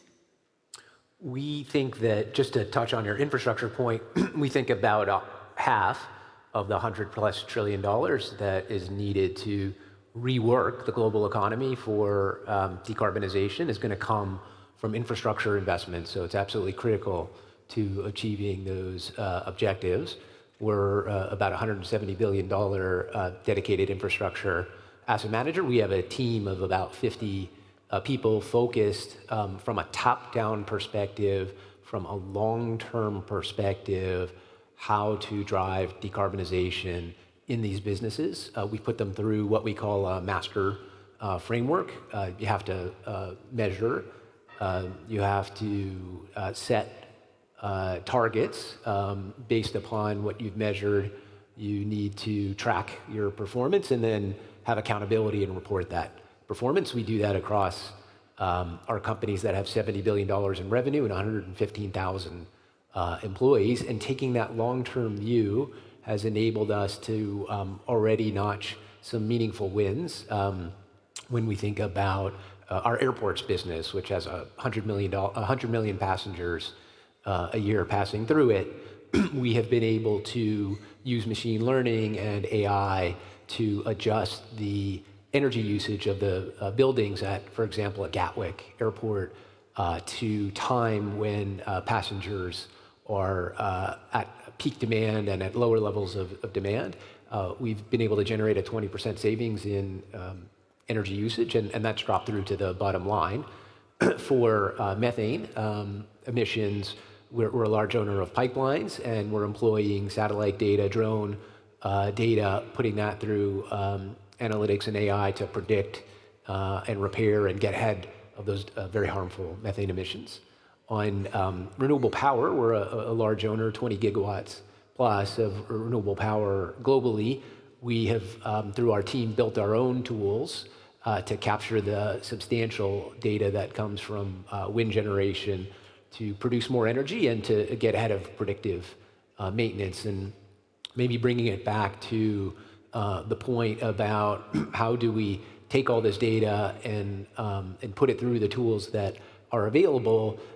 Really critical to have that top-down mentality to drive awareness in the organization, because a lot of these that I just went through are low-hanging fruit. You would do them anyway if you knew that they existed, because it saves you money. The next set of challenges, which we'll get into, really relate to those climate-saving actions, which maybe don't necessarily pay for themselves in immediate savings, but when you count the cost of carbon on the world and on the economy, you have to factor that into your considerations and build that into your decision making.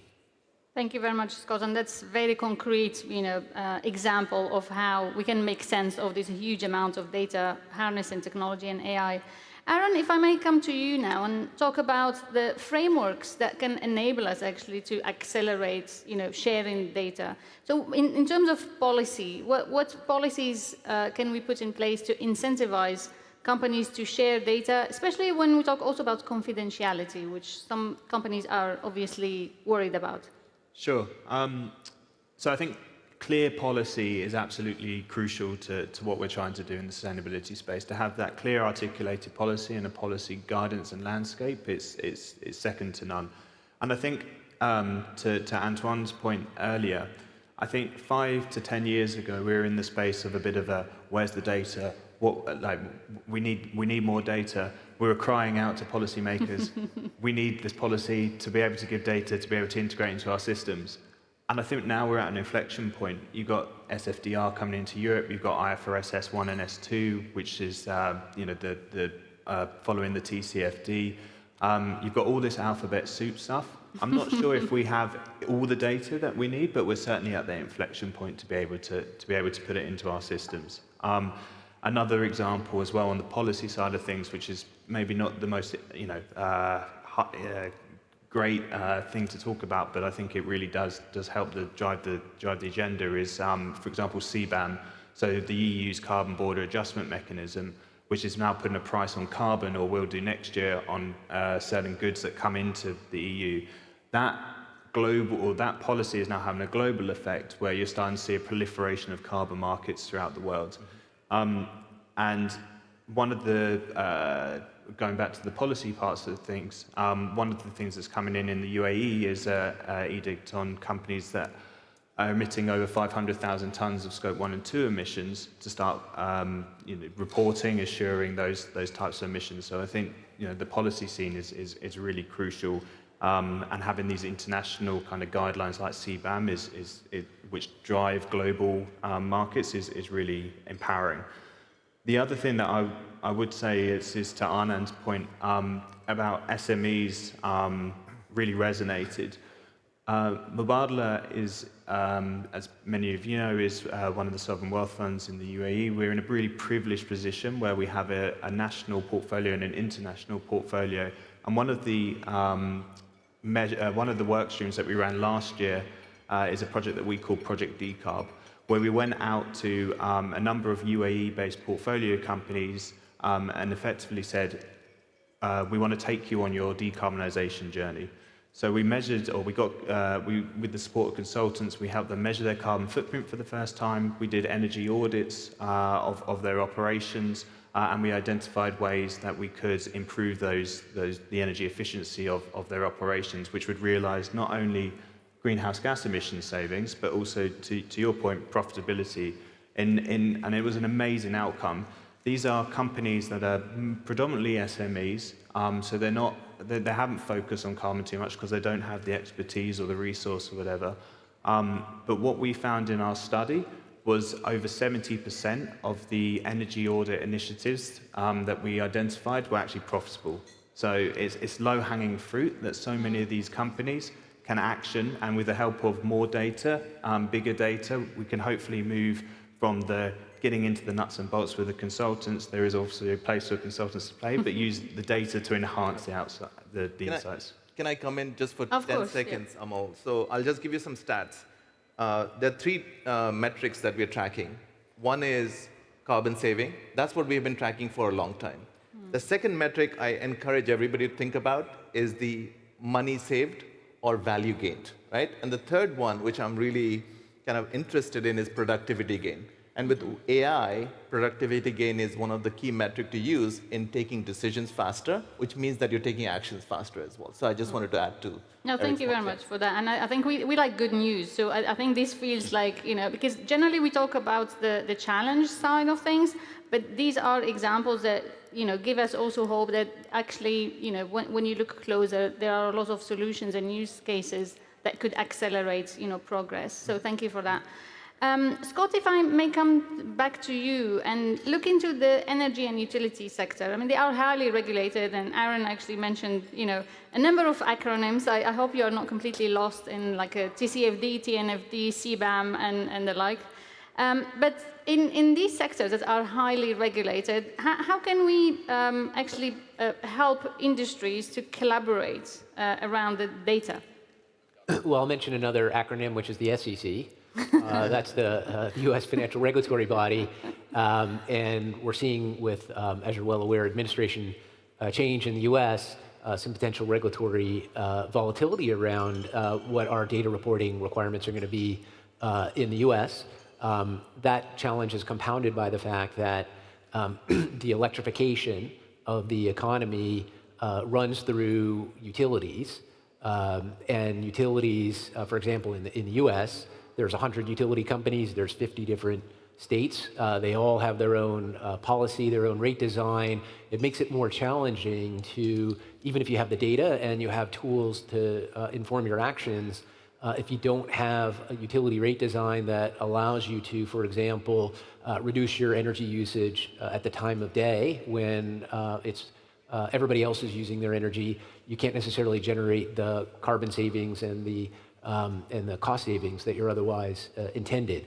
That places an additional burden on the industry to come together through collaborative organizations. It also places additional burden on owners like us of these companies to try to drive top-down action to measure this data and implement it into your actions, not just because it saves money, but also taking the long view, understanding that we're all going to have to do this over time. There's been enough momentum built up in the US that we're cautiously optimistic that certainly large companies will move forward, for example, with methane reduction activities, even if this administration comes in and relaxes those regulations that the industry had been relying upon to make the investments to start implementing this change. Thank you very much, Scott. And I must say, like, technology is great when it works. I noticed that behind us, the screens are gone. Hopefully, they will come back very soon. But Antoine, what kind of incentives actually can we offer businesses to encourage them to share data? So to share data, I guess sharing means disclosure, transparency. There's a lot of companies that report their emissions. The interesting thing is we don't really need them to take the initiative to share data, to have some insights about their emissions. We can monitor independently a lot of what they do. And the more we find out about their emissions independently, the more we see a disconnect, a gap between reported emissions and observed emissions. And the reason why that's the case is not because companies or even countries are bad people or want to hide their wrongdoing. It's because sometimes they use emission factors that are recognized as a valid way of reporting by the UNFCCC, but that we know are obsolete and inadequate and vastly understate emissions. Or it can be also because they're disincentivized from being transparent. In the case of methane emissions in the US, for example, there's new regulations which are great, a big milestone in methane abatement, but at the same time, I'm not sure they provide the real right incentives for people to come clean. In fact, if you're emitting methane and you report your emissions, you're liable to have penalties, fines, you look bad compared to your competitors who might not be as transparent and might emit more but not say anything about it. So you have a disincentive to use the best technologies and to be transparent.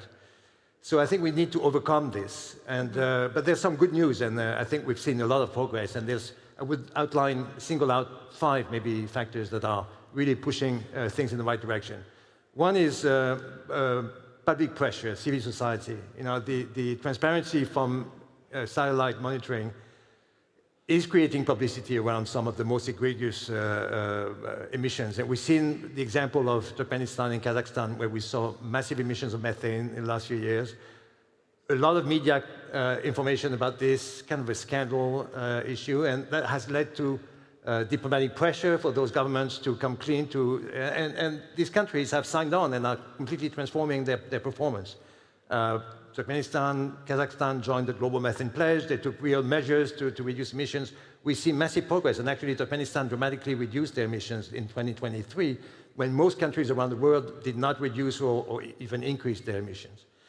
The other thing is investors. Investors do a lot to put pressure on their portfolio companies to come clean, and they have their own ESG targets, so they have an incentive themselves to put pressure on their portfolio companies to improve their reporting. End users, we work, for example, with Engie in France, which imports LNG. Engie has a natural interest in finding out how much associated methane emissions are importing. So that's another source of pressure. Best-in-class peers. And here, this region, Saudi Arabia, the UAE, are probably best-in-class in methane emissions, along with Norway. And they have a real leadership role to play in getting the rest of the industry, oil and gas in particular, to come to the same standards, to come to the same level of performance. And then regulations. And I think regulations need to evolve.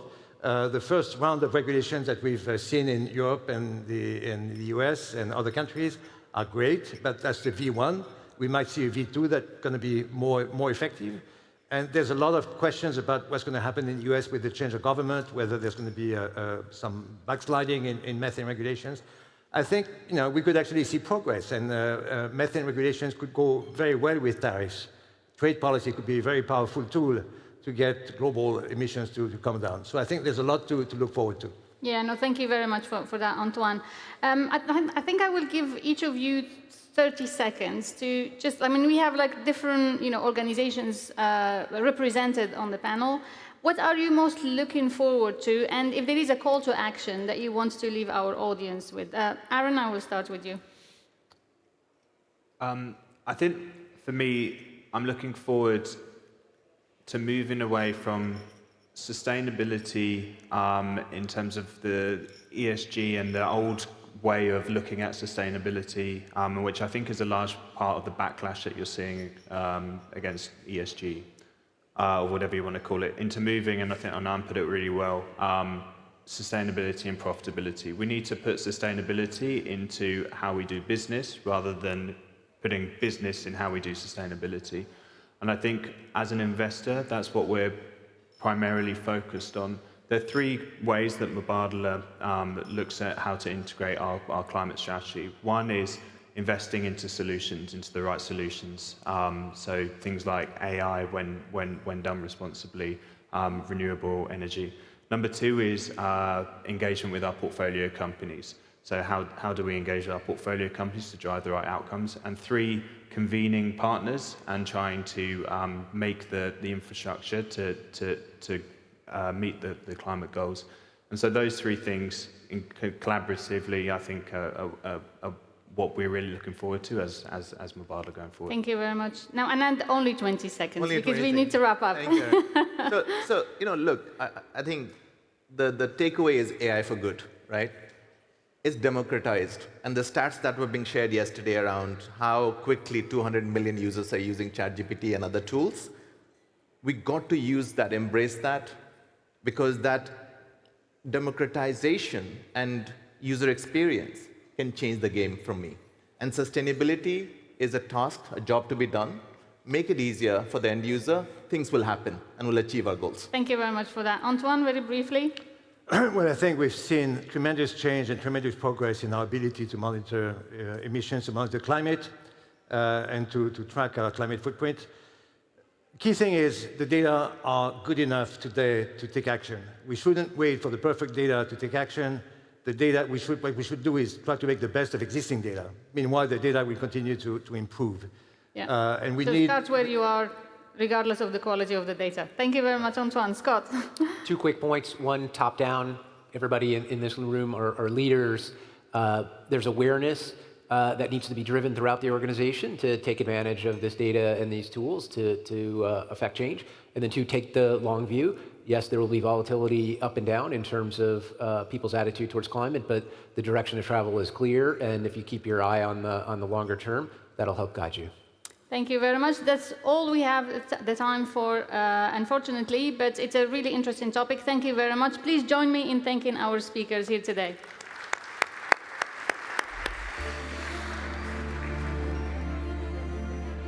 Many thanks to all. Many thanks, Amal, and your wonderful guests. A very insightful conversation to understand how to leverage the mighty power of AI, big data, and analytics to enhance sustainability. Coming up next, we stay with tech and explore how the digital climate nexus is reshaping global investment patterns. How do we harness digital disruption to bridge the $5 trillion annual climate investment gap? Well, we're about to find out with our next guest. It's Dr. Parag Khanna, founder and CEO at Alpha Geo. Please join me in extending a warm welcome to him. Thank you.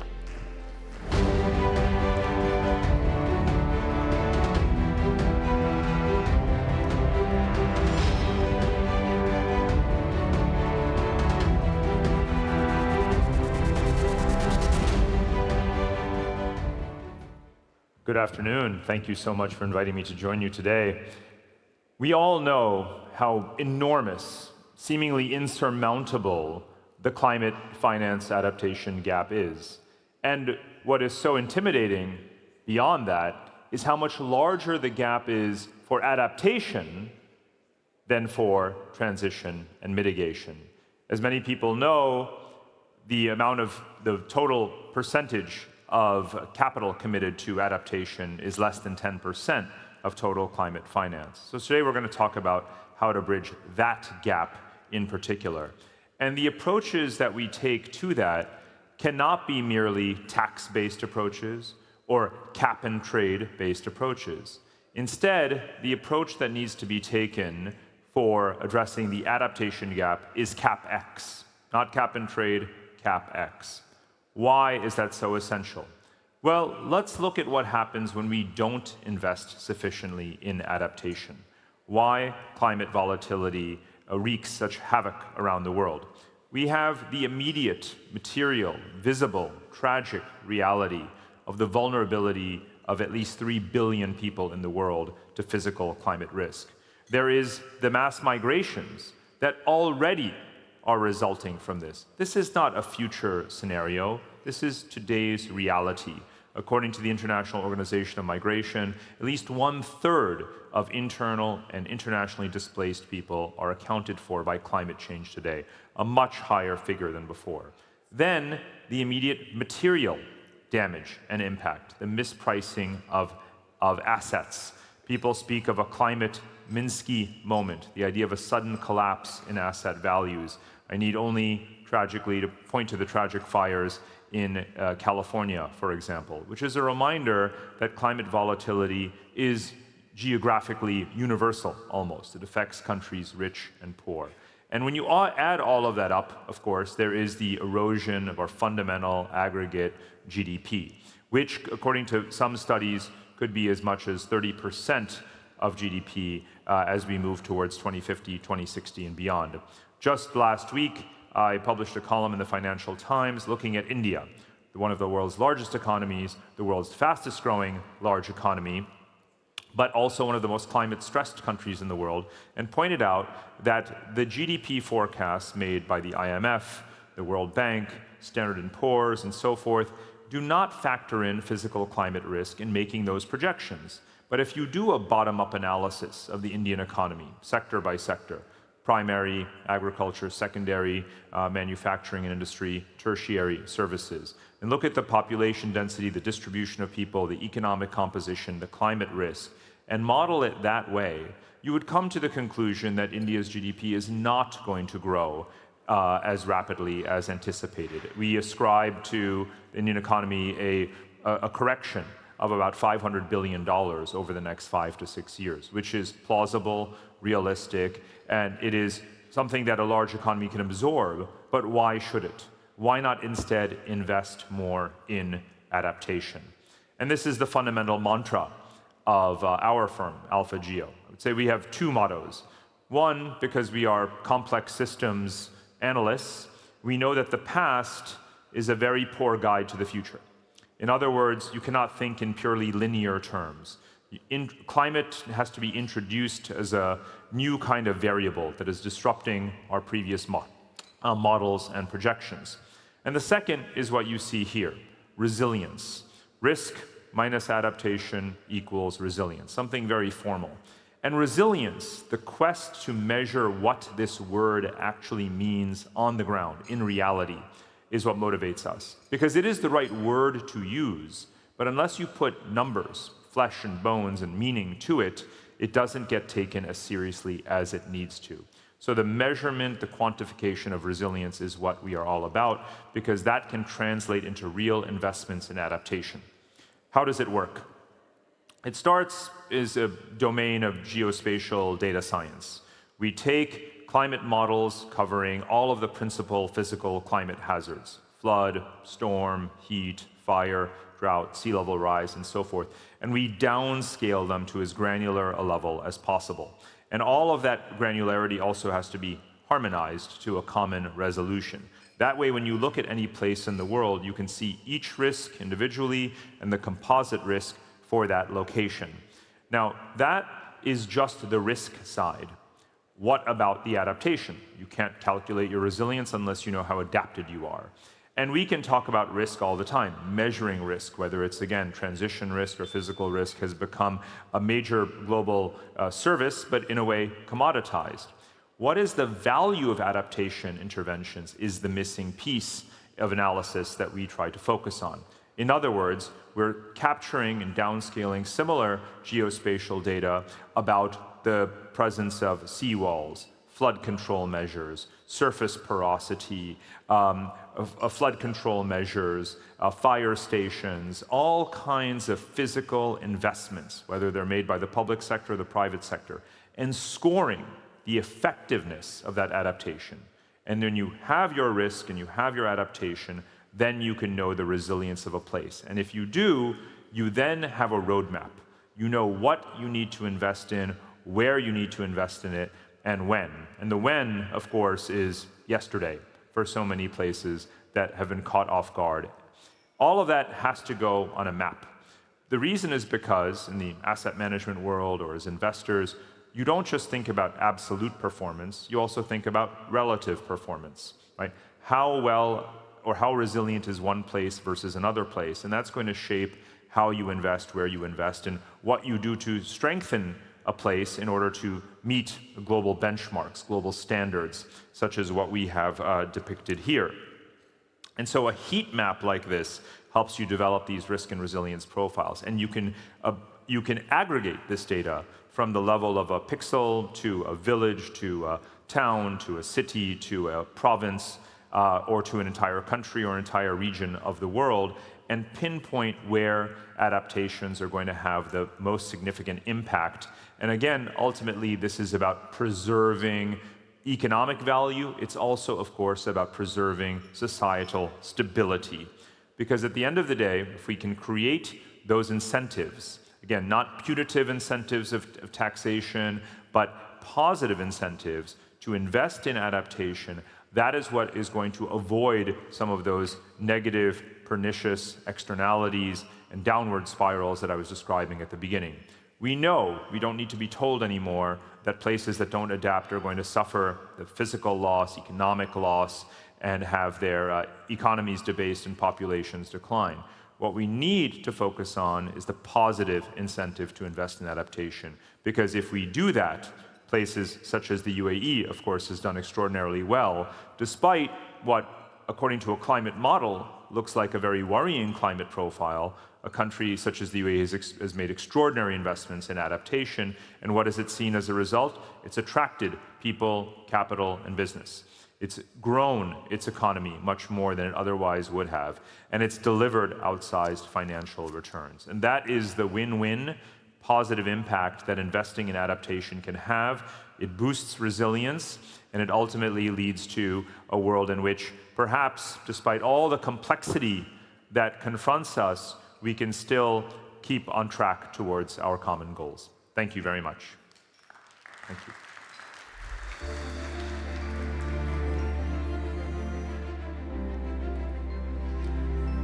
Thank you very much, Dr. Khanna, for your expert insights. Very valuable indeed. Esteemed guests, ladies and gentlemen, thank you very much for being with us this morning. More panels this afternoon after the lunch break. We hope you will join us again this afternoon for more discussions addressing the key topics, including enabling the energy transition, the circular economy, and changing habits to move the sustainability needle and supercharge progress. We hope you enjoy your lunch, and we will see you back here at 1:30 p.m. sharp, please. Thank you very much for your attention this morning. Thank you.